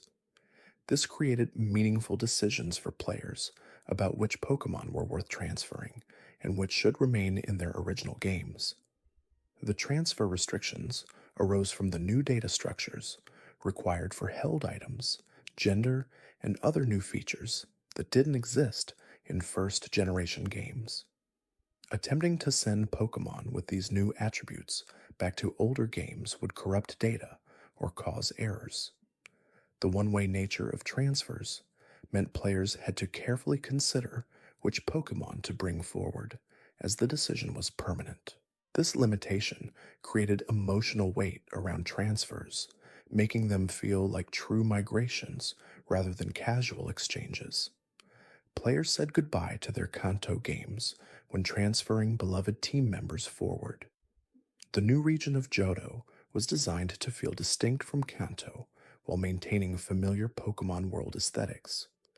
The landscape featured more varied terrain than the first games, with deserts, forests of different types, lakes, and mountainous regions creating diverse environments. Architecture reflected traditional Japanese influences more explicitly than Kanto had, with temples, shrines, and castles appearing as significant landmarks. The gym leaders specialized in different types than Kanto's leaders, requiring players to develop new strategies and team compositions to overcome them. The Johto region's culture emphasized tradition and history, with storylines involving legendary Pokemon that were revered by ancient civilizations. The burned tower in Ecruteak City served as a mysterious location where legendary beast Pokemon could be awakened through player actions. The Tin Tower and Brass Tower references created lore about structures that existed in the region's past. These historical elements gave Johto depth and made exploration feel like uncovering secrets of an ancient world rather than just progressing through game locations. The week system introduced different events and available items based on which day of the week it was in the real world. Certain trainers only appeared on specific days, shops rotated special sales, and some Pokemon could only be encountered on particular weekdays. This real time integration meant that players couldn't access all content in a single extended play session, but needed to return on different days to experience everything.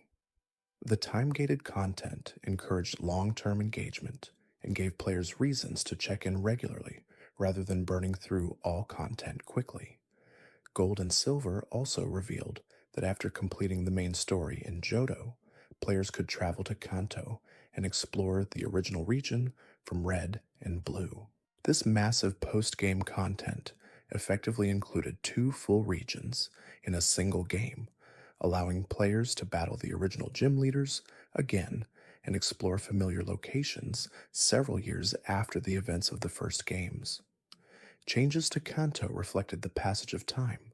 Some buildings had been renovated, certain characters had moved to different locations, and the player's rival from the first games had become the gym leader of Viridian City. The return to Kanto created powerful nostalgia even for players who had only started playing Pokemon a few years earlier.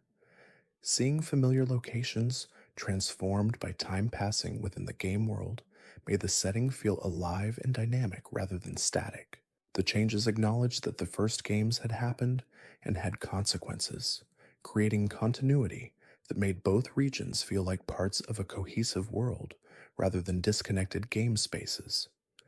This return functioned as a victory lap for veterans, while introducing newer players to the original region in updated form. This interconnection between regions created a sense of continuity and world building that elevated Pokemon beyond simple sequels. The franchise was developing an ongoing timeline where events in one game affected the world of the next, where characters could reappear in different roles, and where regions existed in relation to each other rather than as isolated settings. This approach would continue throughout the series, with later games occasionally referencing or revisiting earlier regions, creating a cohesive Pokemon world rather than disconnected game spaces. The visual improvements in Gold and Silver were immediately apparent to players who had spent hundreds of hours with the first generation. The Game Boy Color's expanded palette allowed for more detailed and colorful sprites, with Pokemon showing greater variety in their designs and appearances. Environments used color to convey different moods and settings: autumn forests with orange and red leaves, nighttime routes with dark blue skies and stars, indoor areas with warm lighting and detailed furniture. These visual enhancements made exploring the world more engaging and helped differentiate locations that might have felt similar in the original game's monochrome presentation. The sprite animations for Pokemon added life to battles, with creatures moving and shifting rather than remaining completely static. These animations were simple, basic movements like bouncing, breathing, or shifting weight, but they made Pokemon feel more alive and active. The animations also communicated personality traits, with aggressive Pokemon showing threatening movements, while calm species had gentler motions. This attention to detail enhanced the personality of each species and made battles more visually interesting without requiring the processing power that smooth animation would have demanded. The weather effects introduced in Gold and Silver added environmental variety to battles and exploration. Rain would make water-type moves stronger and fire-type moves weaker, while sunny weather did the opposite. Sandstorms and hail could damage Pokemon each turn during battles. These weather effects added strategic considerations and made certain Pokemon more valuable for their abilities to manipulate or thrive in specific weather conditions. The weather system would be expanded in future generations, but established itself as an important battle mechanic in gold and silver. The special features unique to either gold or silver version followed the pattern established by red and blue, with certain Pokemon exclusive to each game. Lugia, a legendary psychic and flying type Pokemon associated with the sea, was featured prominently in silver version, while Ho-Oh, a legendary fire and flying type associated with the sky and rainbows, was featured in gold version. These legendary creatures required complex multi-step quests to encounter, with players needing to collect special items, visit hidden locations, and fulfill specific requirements before the legendary Pokemon would appear. The difficulty and complexity of obtaining these creatures made them prized possessions. The legendary beasts, Entei, Raikou, and Suicune, roamed the region randomly after being awakened, appearing in different locations and fleeing when encountered in battles. Tracking these roaming Pokemon became a long-term challenge that required patience and strategy. Players needed to use Pokemon with moves that prevented fleeing or techniques to trap the beasts long enough to whittle down their health and attempt captures. The roaming mechanic created tension and excitement, as players never knew when they might encounter one of these rare creatures during normal exploration. The day and night system represented a significant technical achievement for the Game Boy Color, as the hardware had to track real time through an internal clock battery in the game cartridge. Different Pokemon would appear depending on whether it was morning, afternoon, evening, or night in the real world, encouraging players to explore familiar areas at different times to complete their collections. Some Pokemon would only evolve during specific times of day, adding another layer to the evolution mechanics. Berries could be planted and would grow over real time, allowing players to harvest them after waiting actual hours or days. The breeding system introduced in Gold and Silver allowed players to obtain Pokemon eggs by leaving compatible species at a daycare center. These eggs would hatch after the player walked a certain number of steps with the egg in their party, producing a new Pokemon at level 1. Breeding opened new possibilities for collection and strategy. Previously rare Pokemon could be reproduced, allowing players to trade them without giving up their only specimen. Breeding also introduced the concept of inherited moves and statistics, with baby Pokemon potentially learning moves their parents knew or inheriting statistical advantages.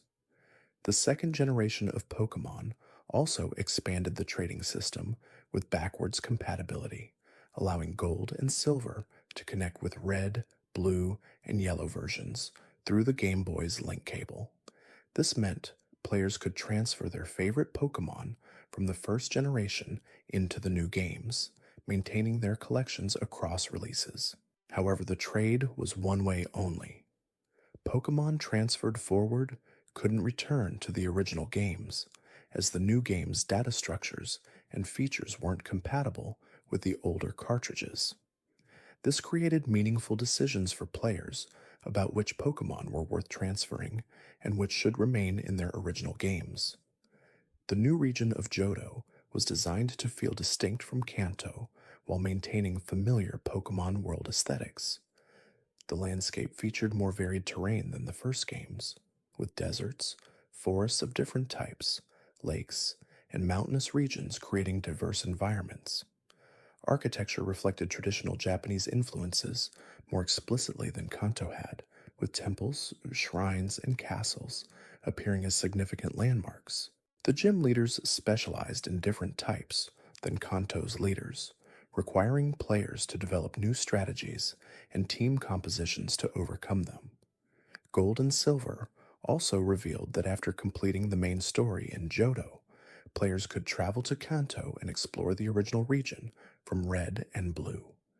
This massive post-game content effectively included 2 full regions in a single game, allowing players to battle the original gym leaders again and explore familiar locations several years after the events of the first games. Changes to Kanto reflected the passage of time. Some buildings had been renovated, certain characters had moved to different locations, and the player's rival from the first games had become the gym leader of Viridian City. This interconnection between regions created a sense of continuity and world building that elevated Pokémon beyond simple sequels. The franchise was developing an ongoing timeline where events in one game affected the world of the next, where characters could reappear in different roles, and where regions existed in relation to each other rather than as isolated settings. This approach would continue throughout the series, with later games occasionally referencing or revisiting earlier regions, creating a cohesive Pokemon world rather than disconnected game spaces. The visual improvements in Gold and Silver were immediately apparent to players who had spent hundreds of hours with the first generation. The Game Boy Color's expanded palette allowed for more detailed and colorful sprites, with Pokemon showing greater variety in their designs and appearances. Environments used color to convey different moods and settings: autumn forests with orange and red leaves, nighttime routes with dark blue skies and stars, indoor areas with warm lighting and detailed furniture. These visual enhancements made exploring the world more engaging and helped differentiate locations that might have felt similar in the original game's monochrome presentation. The special features unique to either Gold or Silver version followed the pattern established by Red and Blue, with certain Pokemon exclusive to each game. Lugia, a legendary psychic and flying type Pokemon associated with the sea, was featured prominently in Silver version, while Ho-Oh, a legendary fire and flying type associated with the sky and rainbows, was featured in Gold version. These legendary creatures required complex multi-step quests to encounter, with players needing to collect special items, visit hidden locations, and fulfill specific requirements before the legendary Pokemon would appear. The difficulty and complexity of obtaining these creatures made them prized possessions. The introduction of Crystal version in 2000 brought additional features, including the ability to play as a female character for the first time in the main series. This seemingly simple addition represented significant progress in making Pokemon more inclusive and allowing more players to see themselves reflected in the game. The female player character had her own distinct sprite design and dialogue references, though the core gameplay remained identical to the male character option. This choice meant that future games would need to account for player gender, affecting how non-player characters address the protagonist and sometimes offering gender-specific dialogue or interactions. Crystal also featured animated sprites for Pokemon during battles, adding movement to the static images that had characterized previous games. These animations were simple by modern standards, usually just a small repeated motion, like bobbing up and down or shifting side to side, but they made battles feel more alive and dynamic. Though animations differentiated Pokemon species from each other in subtle ways, with flying types hovering and floating, water types appearing to swim in place, and aggressive types showing threatening postures. This attention to detail enhanced the personality of each species. The Battle Tower, introduced in Crystal, created a dedicated space for players to test their skills against increasingly difficult computer-controlled opponents. This facility operated differently from standard in-game battles, with special rules that prevented players from using certain powerful Pokemon or items. The Battle Tower presented a series of 7 consecutive battles, with players unable to heal between fights except through items or moves used during battles. Winning 7 consecutive matches earned rewards including rare items and chances to catch special Pokemon not found elsewhere. The Battle Tower became a proving ground for serious players who had completed the main story and wanted additional challenges. The telecommunications features of Crystal also allowed players to connect their games to the internet through a special mobile adapter released in Japan. This device enabled battles and trades with players across the country, not just those physically nearby, with link cables. Players could also access news updates, participate in special events, and download exclusive content through the mobile connection. This early attempt at online Pokemon connectivity foreshadowed the robust online features that would become standard in later generations, though the technology was ahead of its time and adoption remained limited. The anime continued throughout this period, with new episodes each week, maintaining its presence as a constant in children's television schedules. The show followed Ash's journey through Kanto as he challenged gym leaders, captured new Pokemon, and foiled Team Rocket's schemes. The episodic nature meant that new viewers could jump in at almost any point without being confused, while ongoing character development and occasional multi episode arcs rewarded regular viewers. The formula became comforting in its predictability. Children knew what to expect and found satisfaction in that consistency. Voice acting in the English dub became iconic, with certain performers becoming inseparably associated with their characters. Veronica Taylor voiced Ash Ketchum, bringing an earnest enthusiasm to the character that captured his determination and optimism. Rachel Lillis performed both Misty and Jessie, creating distinct vocal characterizations for both despite using the same actor. Eric Stewart voiced Brock and James, again differentiating between the sensible Brock and the theatrical James through performance choices. These voice actors would continue their roles for years, becoming the definitive English voices of these characters for an entire generation of viewers. The cultural footprint of Pokémon by the end of 1999 was staggering.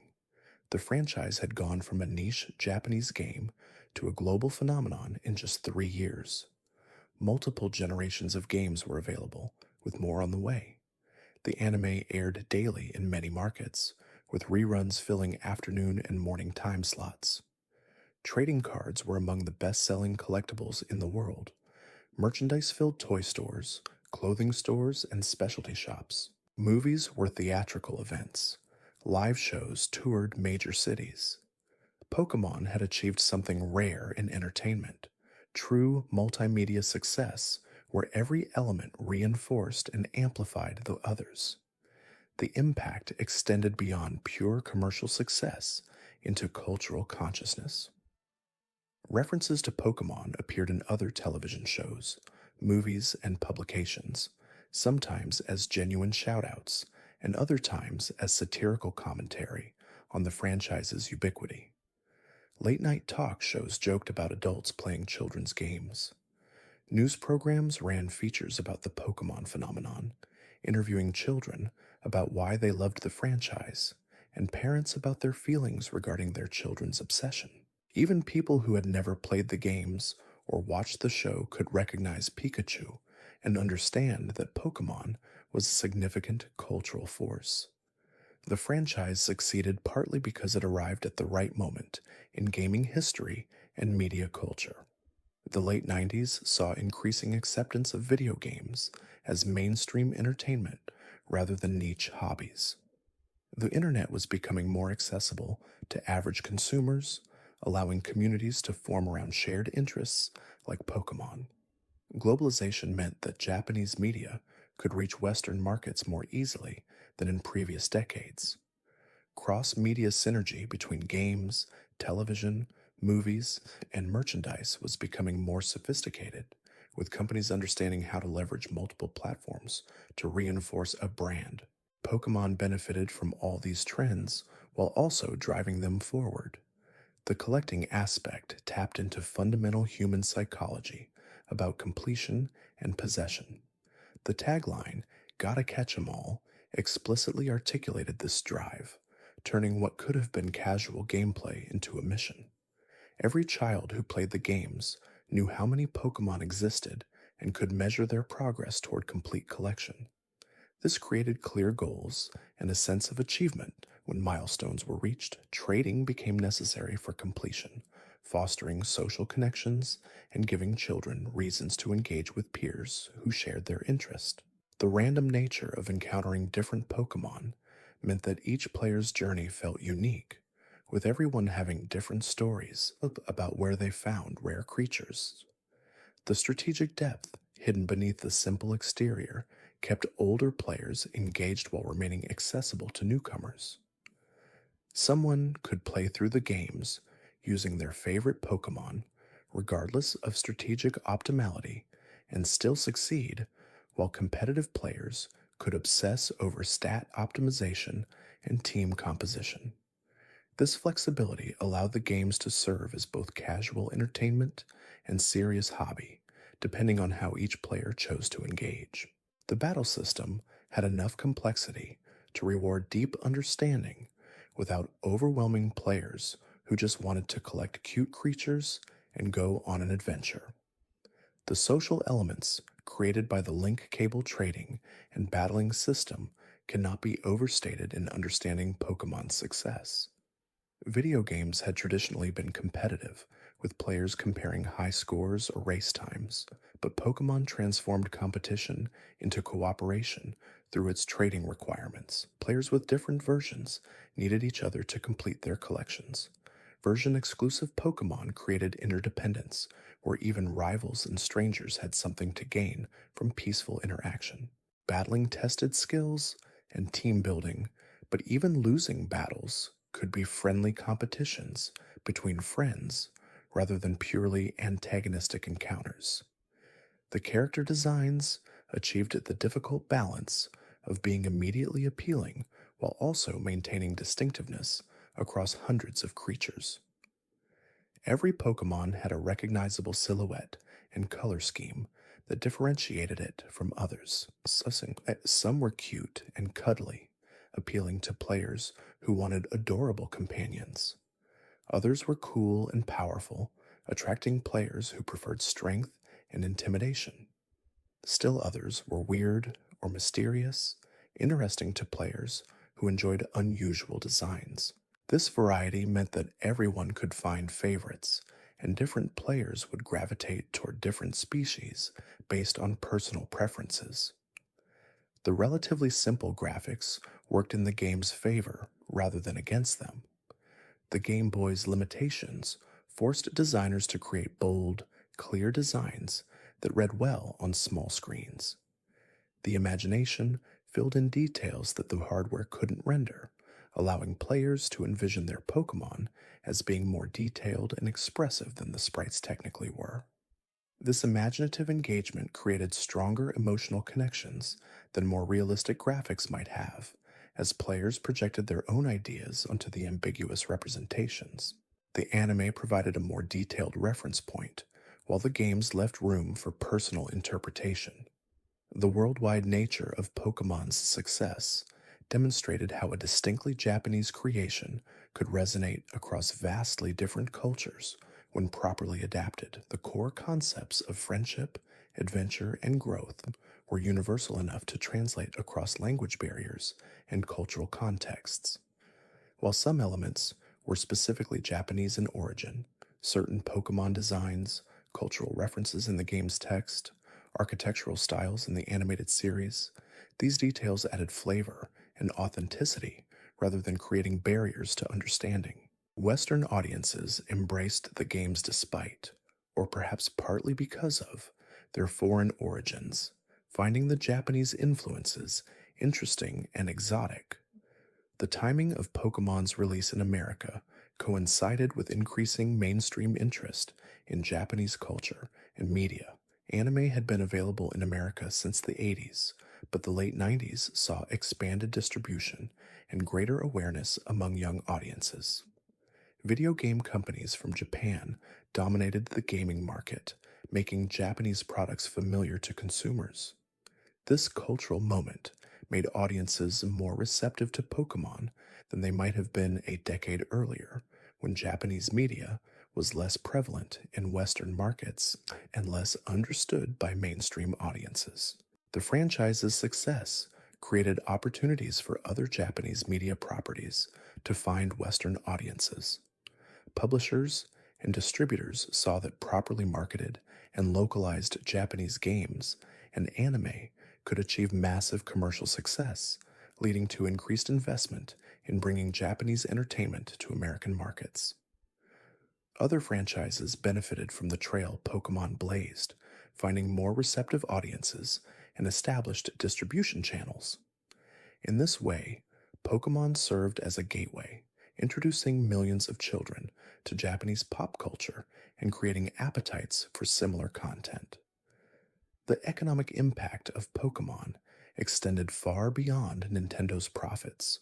Toy manufacturers, card game companies, clothing makers, food product corporations, and countless other industries benefited from Pokemon licensing deals. Retail stores expanded their gaming and toys sections to accommodate Pokemon products, sometimes creating dedicated displays that prominently featured the franchise. Movie theaters sold more tickets and concessions during Pokemon film releases. Television networks secured higher advertising rates for time slots that aired the anime.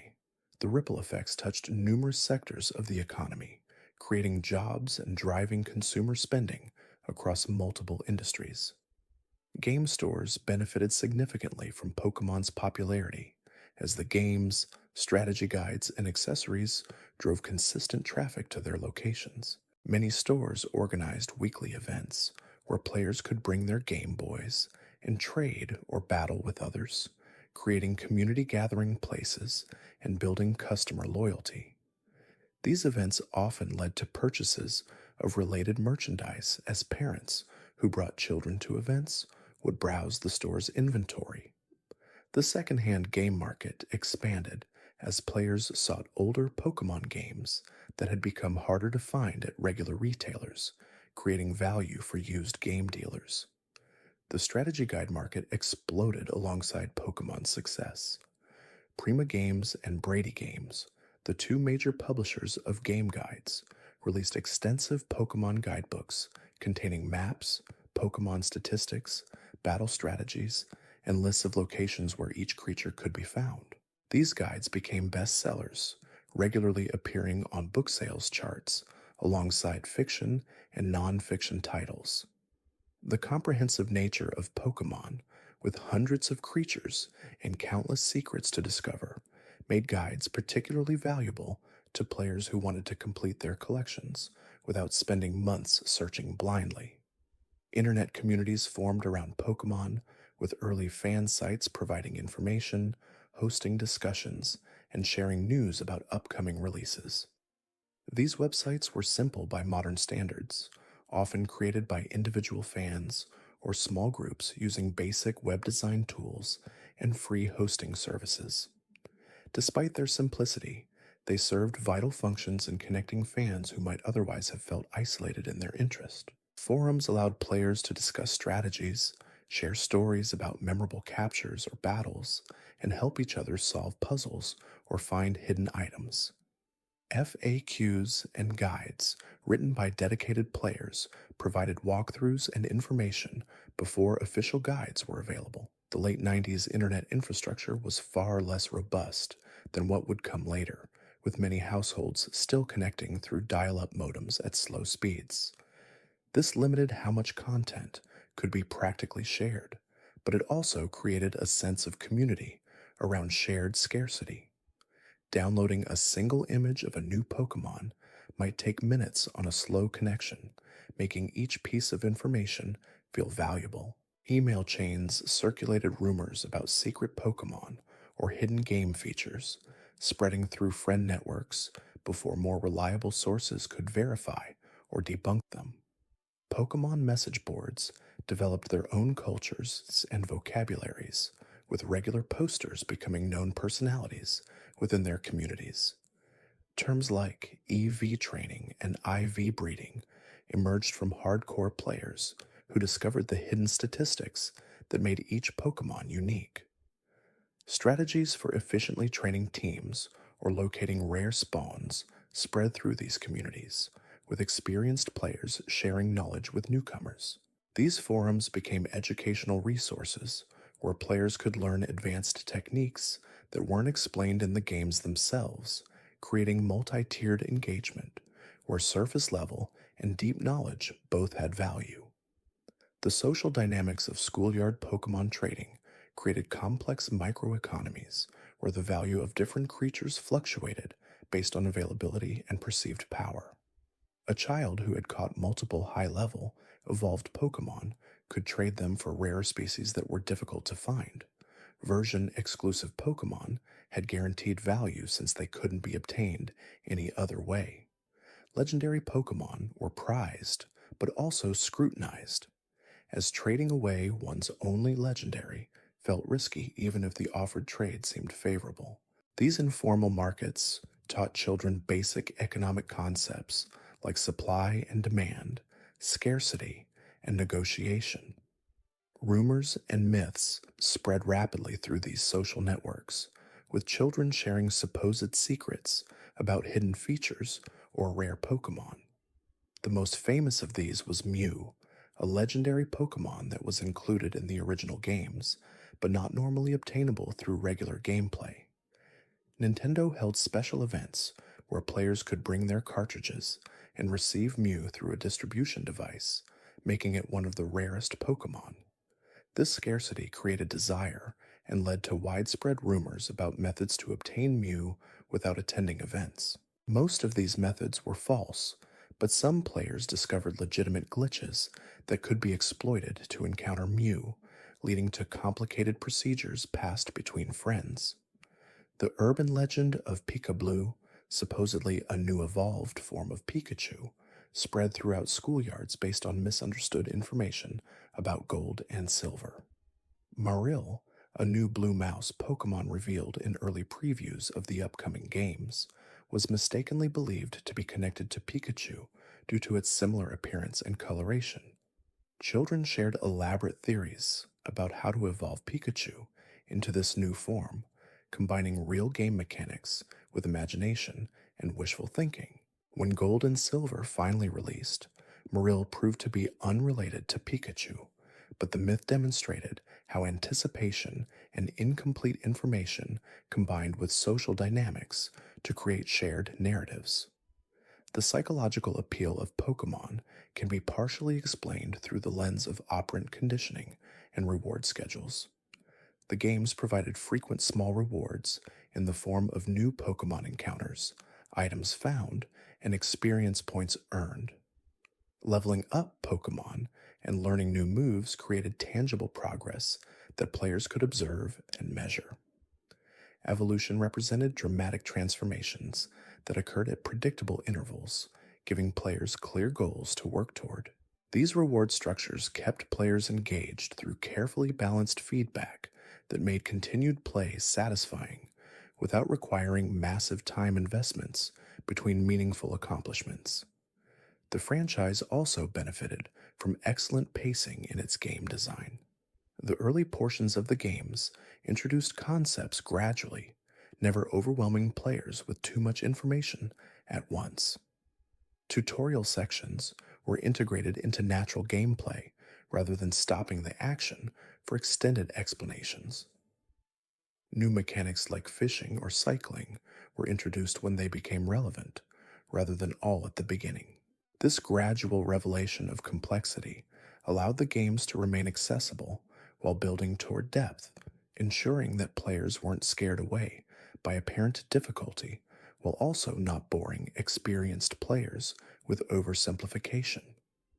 The decision to have different versions with exclusive Pokémon was controversial among some parents and critics who saw it as a cynical cash grab, forcing players to buy multiple copies of essentially the same game to access all content.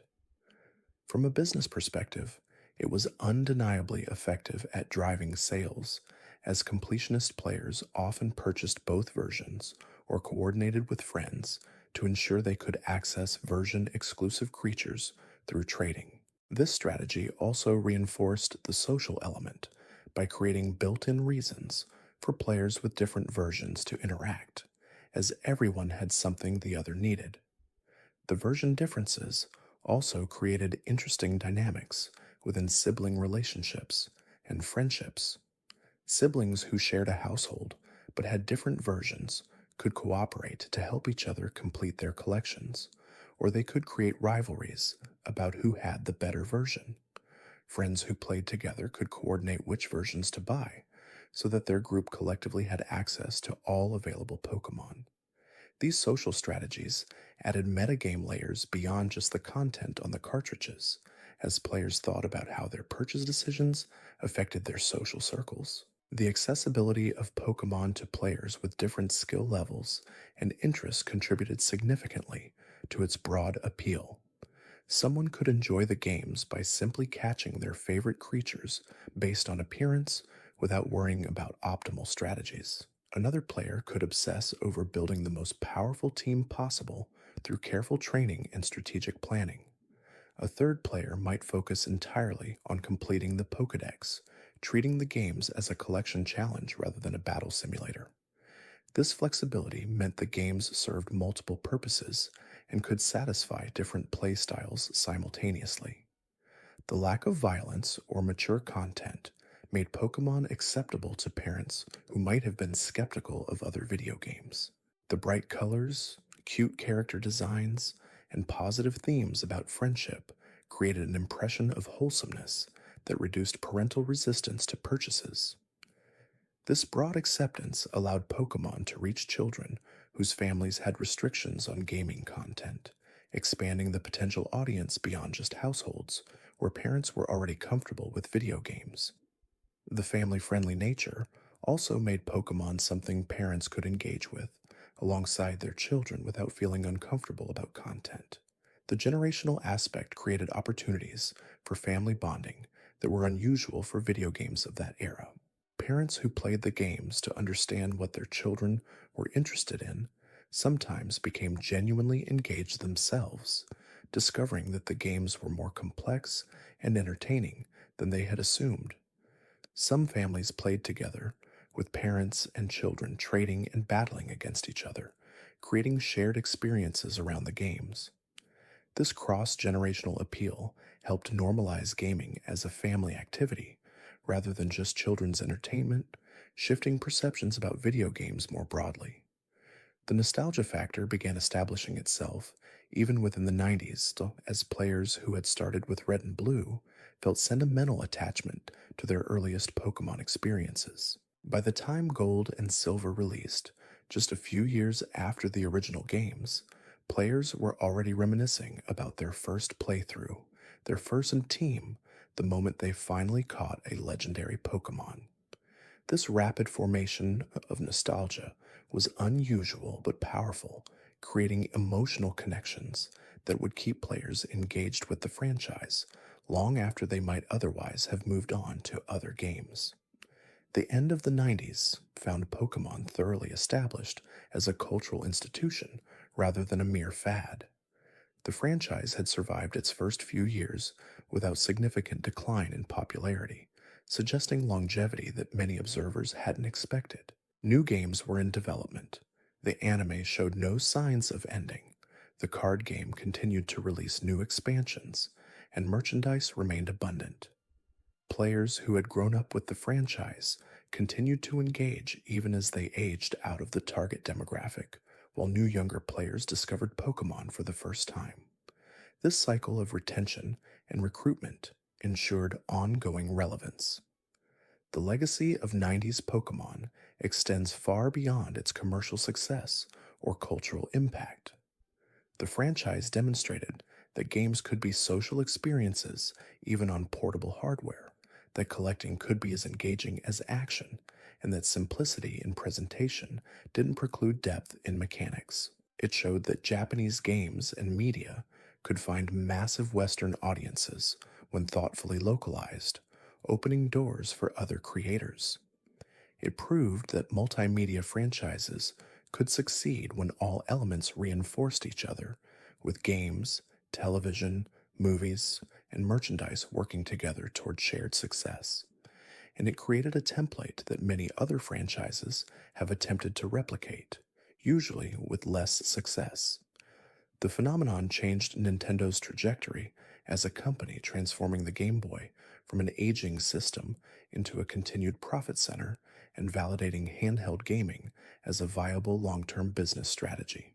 The success gave Nintendo the confidence and resources to continue investing in portable systems, leading to the Game Boy Advance, Nintendo DS, 3DS, and eventually the Switch.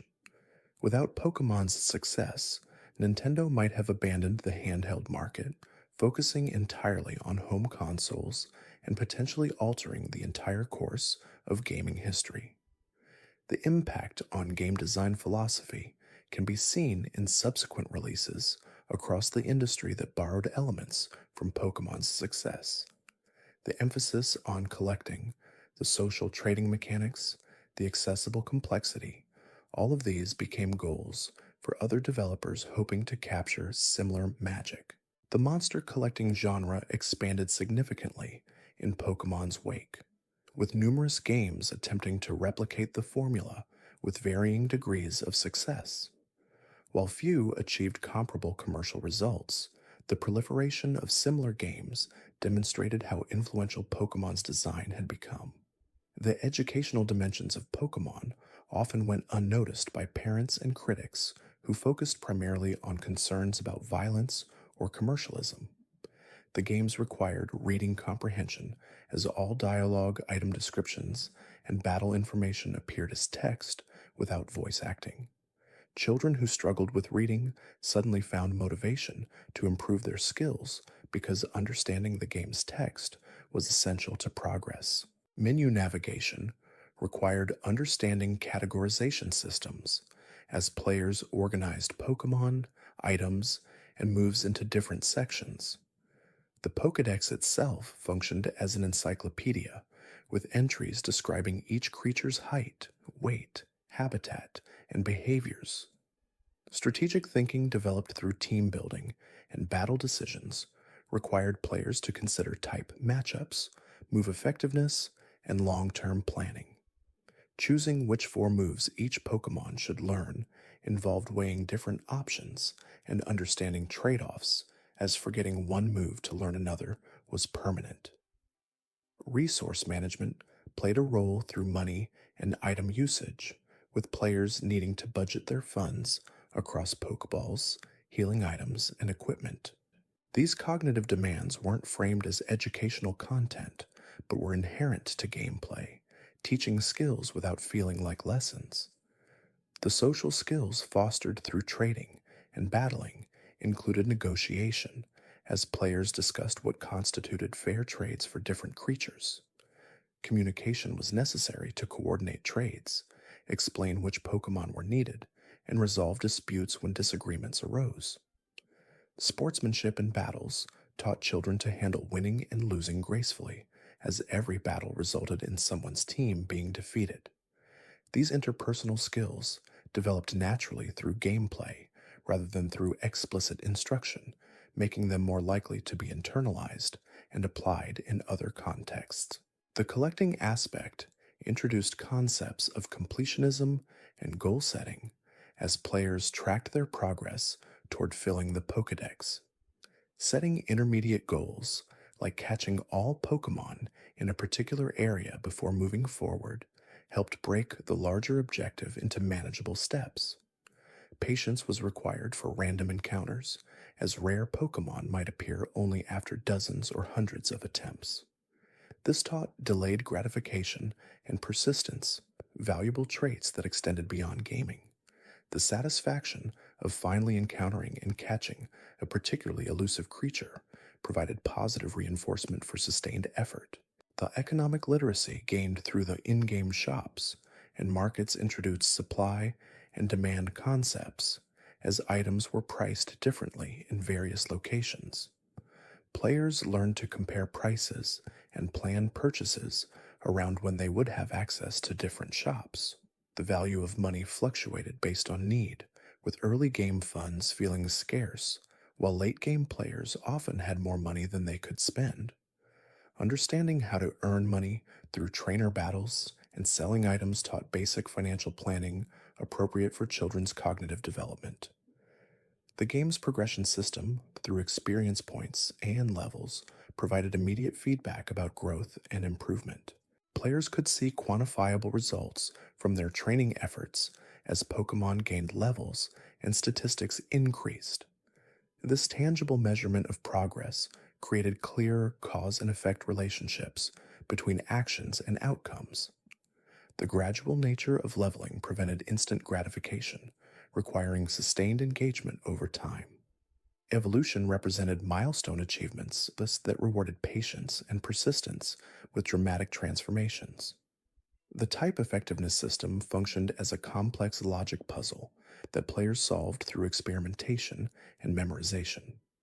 Learning that electric moves were ineffective against ground types, but super effective against water types, required understanding categorization and relationships. The system's consistency meant that rules applied universally once learned, rewarding knowledge retention. Players who took time to understand these relationships gained significant advantages, encouraging deeper engagement with the game's systems. This created different tiers of play, where casual players could succeed through persistence, while knowledgeable players could succeed through strategy. The hidden statistics that governed each individual Pokemon's growth added layers that most players never discovered, but which created meaningful variation between seemingly identical creatures. These individual values ensured that no two Pokemon were exactly the same, even if they were the same species at the same level. This hidden complexity satisfied hardcore players who sought optimization while remaining invisible to casual players who didn't need to understand it. The existence of these hidden mechanics foreshadowed the competitive scene that would develop years later as players discovered and exploited them. The habitat system, where different Pokemon appeared in different locations, taught pattern recognition and memory skills. Players learned to associate specific areas with specific types of Pokemon, building mental maps of where to find desired creatures. The varying encounter rates introduced probability concepts, as some Pokemon appeared commonly while others were rare. Understanding that rare didn't necessarily mean powerful helped players distinguish between actual value and perceived scarcity. These subtle lessons about probability and value became more apparent as players gained experience and could reflect on their early misconceptions. The move selection system required forward thinking and planning, as players couldn't simply teach every move to every Pokemon. Choosing which TMs, the reusable technical machines, to use on which Pokemon involved considering long term team composition. The HM moves, which were permanent and couldn't be forgotten at move deleters until later games, created genuine consequences for poor planning. Players who taught too many HMs to their main battle team found themselves with Pokemon that had several utility moves but fewer combat options. This taught planning ahead and considering long term consequences of immediate decisions. The Elite Four challenge at the end of the main story required preparation and strategy that exceeded anything encountered earlier in the games. Players needed balanced teams capable of handling different types, adequate supplies of healing items, and understanding of status effects and their cures. The inability to leave the Elite Four challenge once it began meant players had to complete all battles in succession or lose and start over. This final test ensured players had actually learned the game's mechanics rather than simply grinding levels, as strategy and preparation mattered more than raw power. The post-game content, including legendary Pokemon hunts and completing the Pokédex, provided goals for players who had finished the main story but weren't ready to stop playing. These optional objectives catered to completionists and offered challenges distinct from the main narrative.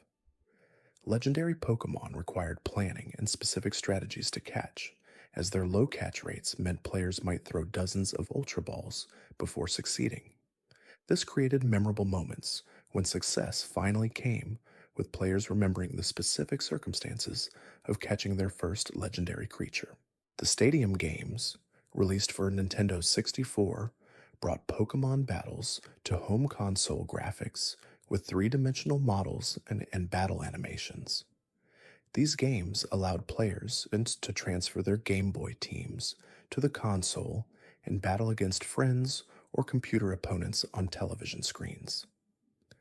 The visual upgrade revealed details about Pokémon appearances that the Game Boy sprites could only suggest, showing attack animations and movements that made battles feel more dynamic. Stadium became popular at parties and gatherings where multiple players wanted to watch battles together on a larger screen. The mini-games included in Pokémon Stadium provided variety beyond battles, with simple competitive games designed for multiple players. These diversions used Pokémon as characters, but featured gameplay distinct from the main RPG mechanics, including races, puzzle games, and reflex challenges. The mini-games served as icebreakers at social gatherings and gave younger or less skilled players opportunities to compete on more equal footing than they might in traditional battles. The inclusion of these extra modes demonstrated Nintendo's understanding that keeping players engaged required variety and different types of challenges. The rental Pokemon system in Stadium allowed players who didn't own the Game Boy games to participate in battles using pre-built teams.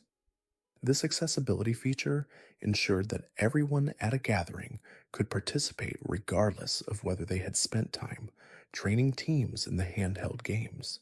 The rental Pokemon were competitively balanced, preventing anyone from having overwhelming advantages based purely on time invested elsewhere.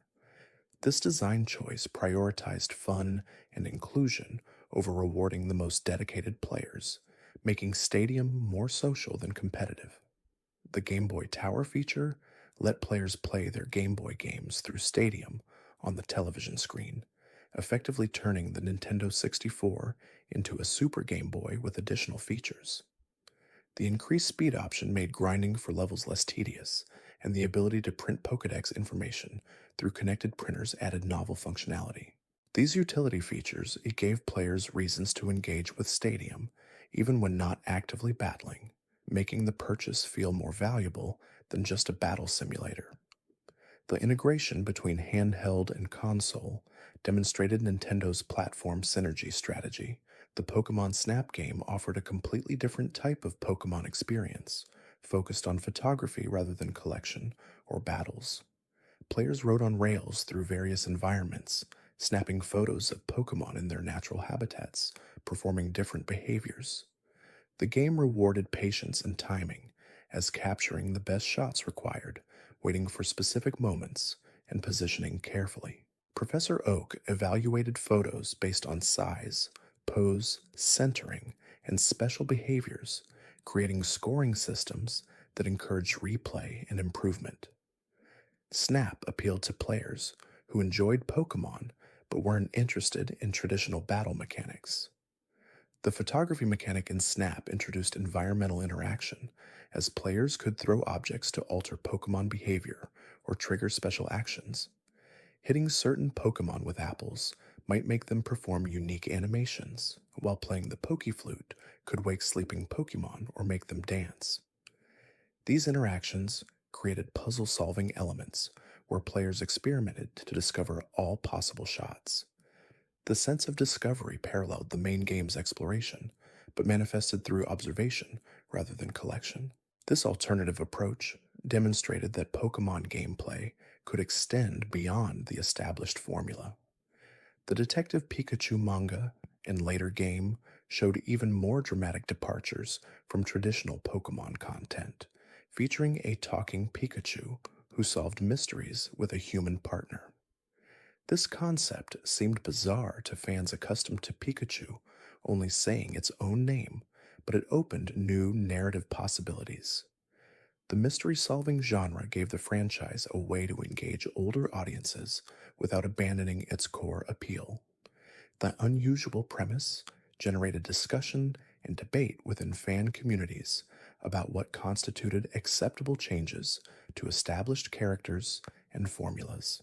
The spin-off games, including puzzle games, pinball games, and fighting games, demonstrated the franchise's flexibility and broad appeal. Each genre brought different player bases into contact with Pokémon, with some people discovering the main games through these alternative entries. The variety prevented fatigue, as players who tired of traditional RPG mechanics could try something completely different while still engaging with familiar characters. This diversification strategy extended the franchise's reach and provided revenue streams beyond the main series releases. The merchandise categories expanded constantly throughout the late 90s, with new product types appearing regularly. Christmas seasons saw toy stores overwhelmed with Pokémon products as parents struggled to find the most desired items. Some toys sold out completely, creating secondary markets where resellers charged premium prices for hard to find merchandise. The scarcity, whether real or manufactured, drove demand and made obtaining certain products feel like accomplishments. Parents who successfully found sold out items became heroes to their children, cementing positive associations with Pokemon gift giving. The quality variation across merchandise ranged from officially licensed products that maintained design accuracy to knockoffs that barely resembled actual Pokemon. Discount stores carried lower quality items at reduced prices, making Pokemon accessible to families with limited budgets. The availability at multiple price points ensured that children from different economic backgrounds could participate in Pokemon culture to some degree. However, this also created hierarchies where children with official merchandise sometimes looked down on those with knockoffs, introducing uncomfortable class dynamics into playground interactions. The backpack phenomenon saw children carrying multiple Pokemon related items simultaneously, from backpacks decorated with characters to lunchboxes, water bottles, and pencil cases. Walking into elementary schools meant seeing Pokemon imagery everywhere as children displayed their affiliations through accessories and clothing. Teachers sometimes grew frustrated with the constant Pokemon discussions and the distraction it caused, but completely banning such a ubiquitous interest proved difficult. Some teachers incorporated Pokemon into lessons as motivation or rewards, using the franchise's popularity to engage students with academic content. The birthday party industry adapted to include Pokemon themes, with party supply stores offering Pokemon decorations, plates that eat napkins, and party favors. Cakes featuring Pikachu or other popular Pokemon became standard requests at bakeries. Party games incorporated Pokemon themes, with Pin the Tail adaptations and Pokemon themed scavenger hunts. The prevalence of Pokemon birthday parties meant that children who might not have been deeply invested in the franchise still encountered it regularly through social events, maintaining cultural awareness even among non fans. The video rental stores dedicated shelf space to Pokemon VHS tapes, with compilations of anime episodes and the movies becoming frequent rentals. Some families recorded episodes when they aired on television, building personal libraries that could be rewatched. The ability to rewatch favorite episodes multiple times led to kids memorizing dialogue, attacks, and entire episode sequences. This deep engagement through repetition strengthened emotional connections to characters and created shared reference points for friend groups who had seen the same episodes repeatedly. The soundtrack albums, featuring music from the anime and movies, performed surprisingly well on music charts, with some songs receiving radio play beyond just children's stations. The themes became generational touchstones that adults who grew up with Pokemon instantly recognized decades later. The musical quality varied, with some tracks being genuinely catchy and well produced, while others were clearly targeting young children with simpler compositions. The diversity of musical styles across different albums and regions showed attempts to appeal to various tastes within the broad audience. The Christmas specials and seasonal episodes of the anime created annual traditions, with families gathering to watch new Pokemon content during holidays. These special episodes often featured rare Pokemon, unique events, or holiday themes that made them distinct from regular episodes. The anticipation around these specials mimicked traditional holiday programming, integrating Pokémon into seasonal routines alongside classic specials from previous decades. This cultural integration helped normalize Pokémon as an enduring franchise rather than a temporary fad. The arcade game presence brought Pokémon into spaces where children waited with parents, from grocery stores to restaurants to bowling alleys. Pokeball shaped capsule machines dispensed small toys and figurines, encouraging repeat plays as children sought specific characters. These impulse purchase opportunities generated revenue in locations where traditional merchandise sales didn't occur, capturing spending in moments when parents were slightly less resistant to small expenses. The arcade games also introduced Pokemon to children who might not have access to Game Boys at home, broadening exposure. The magazine coverage extended beyond gaming publications into mainstream children's magazines and entertainment publications. Articles explained the phenomenon to parents, offered tips for helping children with the games, and discussed the educational value various experts claimed to find. Skeptical pieces questioned whether Pokemon was appropriate for children or warned about potential negative effects.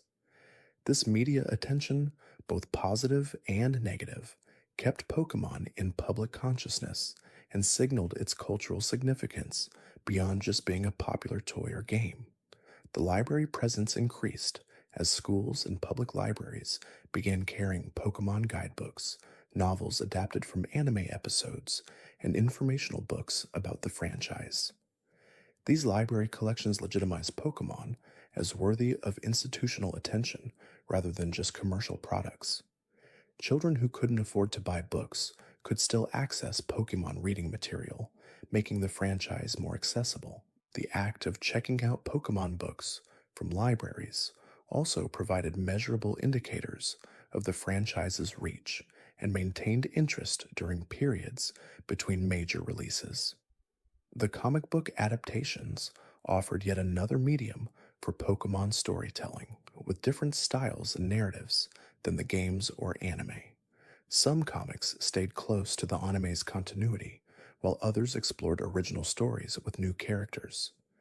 The variety gave readers options and introduced different interpretations of what Pokemon stories could be. Collecting comic issues became another facet of Pokemon collecting culture, with some issues becoming valuable based on rarity or featuring first appearances of certain characters or Pokemon. The competitive tournament culture, though still in early stages during the 90s, began establishing structures that would evolve into professional competitive scenes. Local game stores organized informal competitions where winners received prizes like booster packs or promotional cards. These events created communities of serious players who approached Pokemon with strategic mindsets different from casual players. The emerging metagame discussions about optimal strategies and team compositions planted seeds for the competitive infrastructure that would develop in subsequent years. The strategy guides industry flourished through Pokemon's popularity, with multiple publishers releasing competing guides for the same games. Players collected multiple guides to access different tips and strategies, or to enjoy different presentation styles and artwork. The comprehensive nature of Pokémon, with hundreds of creatures and countless secrets, meant guides could be hundreds of pages long while still feeling necessary. Parents purchasing these guides viewed them as educational materials that encouraged reading and helped children with challenging games, making the purchases feel justified beyond just entertainment expenses. The cross-generational play emerged as older siblings, cousins, and sometimes even parents engaged with Pokémon alongside younger family members. This shared activity created bonding opportunities and gave families common interests to discuss. The relatively simple rules and cute characters made Pokémon accessible to adults in ways that other popular children's games of the era weren't. Some adults who played discovered genuine enjoyment in the game's depth, becoming fans themselves rather than just humoring their children. This adult participation further normalized video gaming as a family activity. The gender dynamics within Pokemon fandom showed some interesting patterns, with marketing often targeting boys, despite significant female player bases. The anime's focus on Ash as the protagonist and the emphasis on battling aligned with traditional boy oriented action content. However, the collecting aspects and the variety of cute Pokemon designs appealed broadly across genders. Some girls reported feeling excluded from Pokemon communities or having their fandom questioned by boys who dominated visible fan spaces like tournaments and game stores. The franchise's gendered marketing thus impacted community dynamics, despite the games themselves being appealing to players, regardless of gender. The Pokemon Yellow version's attempt to incorporate more anime elements showed recognition that different media versions of Pokemon were influencing each other. The games could no longer exist in isolation from the anime, as players expected their game experiences to reflect what they saw in the show. This multimedia interconnection complicated development, as changes in one medium created expectations for others. However, it also strengthened the franchise's overall coherence, making Pokemon feel like a unified world rather than disconnected products sharing a brand name. The fan art community began emerging in the late 90s through online platforms and traditional art venues like school art shows. Children drew their favorite Pokemon, created original Fakemon designs, and imagined new evolutions or forms. This creative engagement demonstrated how deeply players connected with the franchise, investing time in creating content rather than just consuming it. The skills developed through Pokemon inspired art practice benefited children's overall artistic development, giving them motivation to improve technical skills in service of expressing their fandom. The playground games inspired by Pokemon added physical activity dimensions to the franchise, with children acting out Pokemon battles or playing tag variations where players were different Pokemon species. The imaginative play showed how Pokemon transcended its digital origins to influence children's free play and social interactions. These games required no products or purchases, demonstrating that Pokemon's cultural penetration extended beyond commercial transactions into pure imaginative engagement. Teachers and parents sometimes encourage these active games as healthier alternatives to extended screen time. The dental offices, doctors' waiting rooms, and other child friendly spaces began incorporating Pokemon elements to make environments more appealing to young visitors. Pokemon stickers rewarded children for good behavior during appointments. Pokemon themed decorations made medical spaces less intimidating. This institutional adoption showed how completely Pokemon had penetrated children's culture, becoming assumed as familiar and comforting rather than niche or unusual. The utility of Pokemon imagery in these contexts demonstrated its effectiveness at engaging children's attention and managing their emotions. The global reach of Pokemon by 1999 extended well beyond America and Japan, with localized versions appearing across Europe, Australia, Latin America, and elsewhere. Each region adapted the franchise to local contexts, translating games and anime into numerous languages and occasionally adjusting content for cultural sensitivities. The international success demonstrated that Pokemon's core appeals transcended specific cultural contexts, finding audiences in diverse markets with different gaming traditions and media consumption patterns. This global presence laid groundwork for Pokemon to become one of the most financially successful media franchises in history. The classroom disruptions caused by Pokemon led to interesting disciplinary challenges for teachers. Confiscating Game Boys and trading cards became common, but enforcement varied widely. Some teachers took harsh stances, banning all Pokemon content and confiscating anything related to the franchise. Others took more moderate approaches, allowing Pokemon during free time while prohibiting it during instruction. A few creative teachers incorporated Pokemon into lessons, using math problems involving Pokemon battles or reading exercises featuring anime characters. These varied approaches reflected broader debates about how schools should respond to popular culture.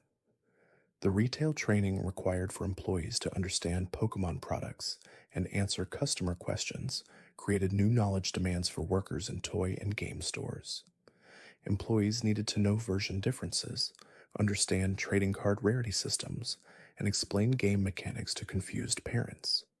Some stores began hiring staff specifically for Pokemon expertise, recognizing that knowledgeable employees could improve sales and customer satisfaction.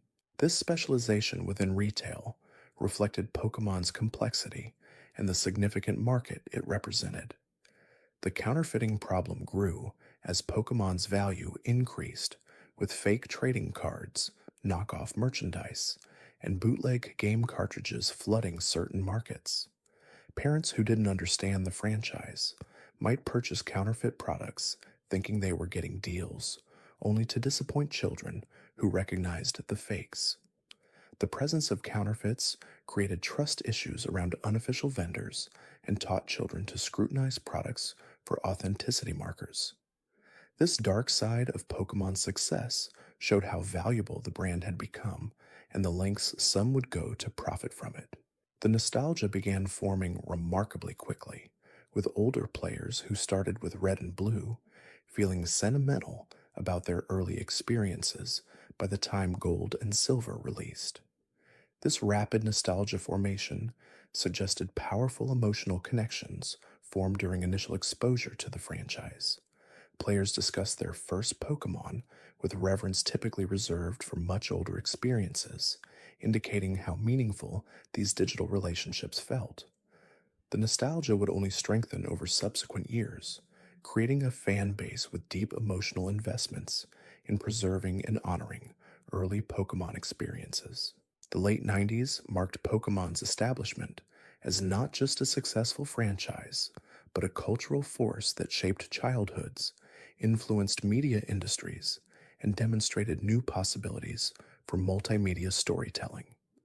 The games taught skills beyond entertainment, the social elements created communities, and the collecting aspects tapped into fundamental human drives. As the decade closed, Pokemon stood as one of its defining phenomena, a Japanese creation that became a global sensation through careful localization, strategic timing, and genuine quality that transcended language and cultural barriers. The preservation of Pokemon memories became important to players even during the 90s themselves, with children keeping game cartridges safe and storing trading card collections carefully. The digital nature of progress in the games meant that protecting cartridge save batteries became crucial, as battery failure would erase hundreds of hours of progress. Stories circulated about siblings or friends who accidentally deleted saves, causing genuine distress and teaching hard lessons about data preservation.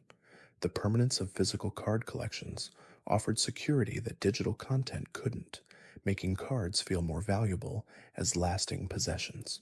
The handwritten lists and personal Pokédex tracking showed how players documented their collections before digital tools made such record-keeping easier.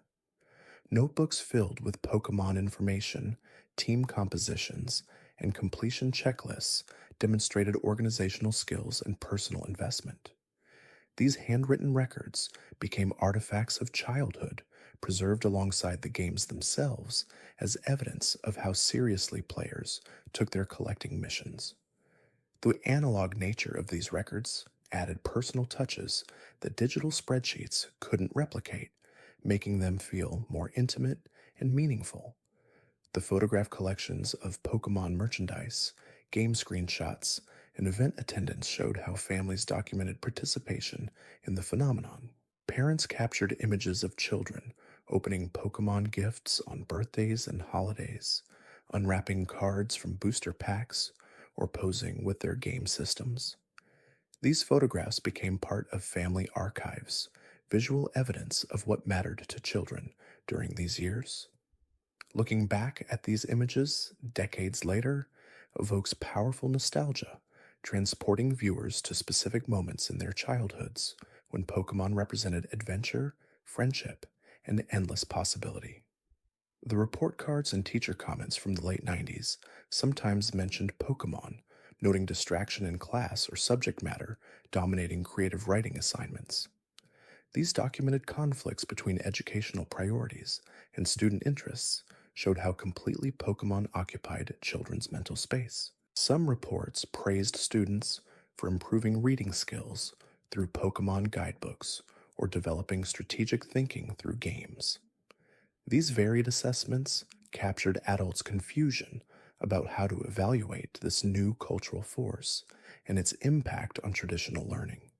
The birthday wishes and holiday lists filled with Pokemon requests created paper trails of desire, showing which products children valued most.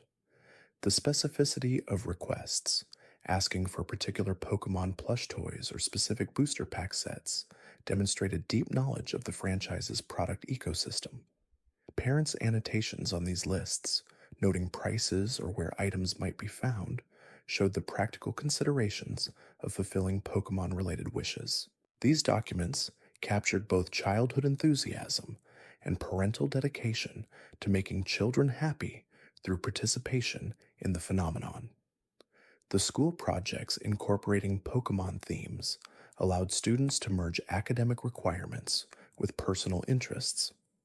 Book reports on Pokemon novelizations, science projects about animal classification using Pokemon types, and art projects featuring Pokemon characters all demonstrated how the franchise invaded educational spaces. Teachers' acceptance or rejection of these projects reflected broader attitudes about whether popular culture belonged in academic contexts. The projects themselves often received extra effort from students motivated by subjects they cared about, showing how personal interest drove engagement. The friendship bracelet and chain letter culture of the 90s incorporated Pokemon imagery with braided bracelets in team color schemes or letters featuring Pokemon stickers and drawings. These artifacts of social connection showed how Pokemon provided shared language for expressing friendship and belonging. Trading these items paralleled trading Pokemon and cards, creating multiple layers of exchange that reinforced social bonds. The physical nature of these exchanges made relationships feel more concrete than digital interactions would in later years. The time capsule projects in schools during 1999 often included Pokemon items, with students selecting representative objects to preserve for future opening. The inclusion of Pokemon merchandise, cards, or game guides in these time capsules demonstrated what students considered historically significant about their era.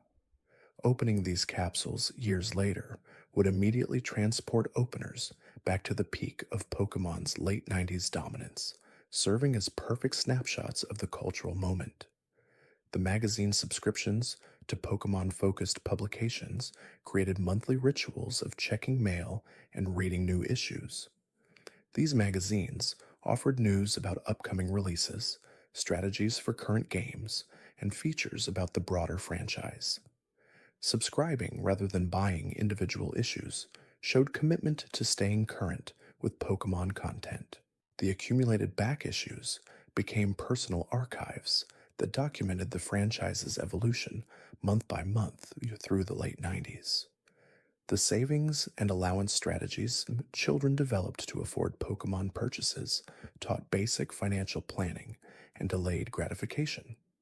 Deciding whether to buy booster packs immediately or save for full booster boxes required weighing instant satisfaction against better long-term value. These money management lessons happened organically through desire for Pokemon products, making them more memorable than abstract financial education might have been. Parents who used allowances to teach budgeting found Pokemon provided built-in motivation for learning responsible money habits. The comparison culture among friend groups, discussing whose collections were most complete or whose teams were strongest, created competitive dynamics alongside collaborative ones. These comparisons could motivate improvement and inspire grinding for better Pokemon, but they could also create jealousy and friction when disparities became too large.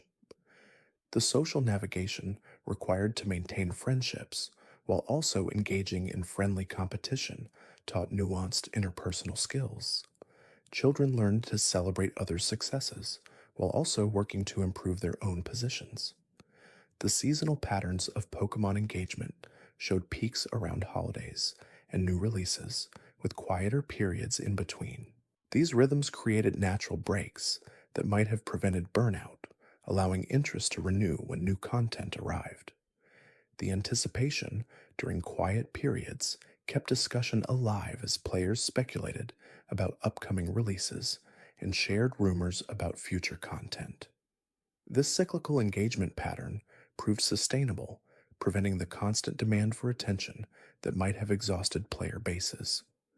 The generational handoff had already begun by the decade's end, with older children passing their collections to younger siblings or moving on to new interests. These transitions created secondary markets for used games and cards, while also ensuring continued engagement from new cohorts. The emotional weight of passing along Pokemon collections paralleled handing down other treasured possessions, marking transitions from childhood to adolescence. Some kept their collections as artifacts even after losing active interest, unable to completely let go of these meaningful objects. The franchise's staying power through the rest of the 90s and beyond suggested this wasn't just a fad, but rather the beginning of something enduring. The foundations laid during these formative years would support decades of continued success, with each new generation building on what came before while also finding new audiences. The 90s Pokemon experience represented a unique moment in gaming history. Before ubiquitous internet connection, before mobile gaming, before digital downloads, when physical cartridges and face to face trading defined how players engaged with virtual worlds. Thanks for watching. If you enjoyed drifting through these quiet moments, there's another video waiting on the left of your screen. Let it play while you rest. You might discover something gentle before sleep takes you again.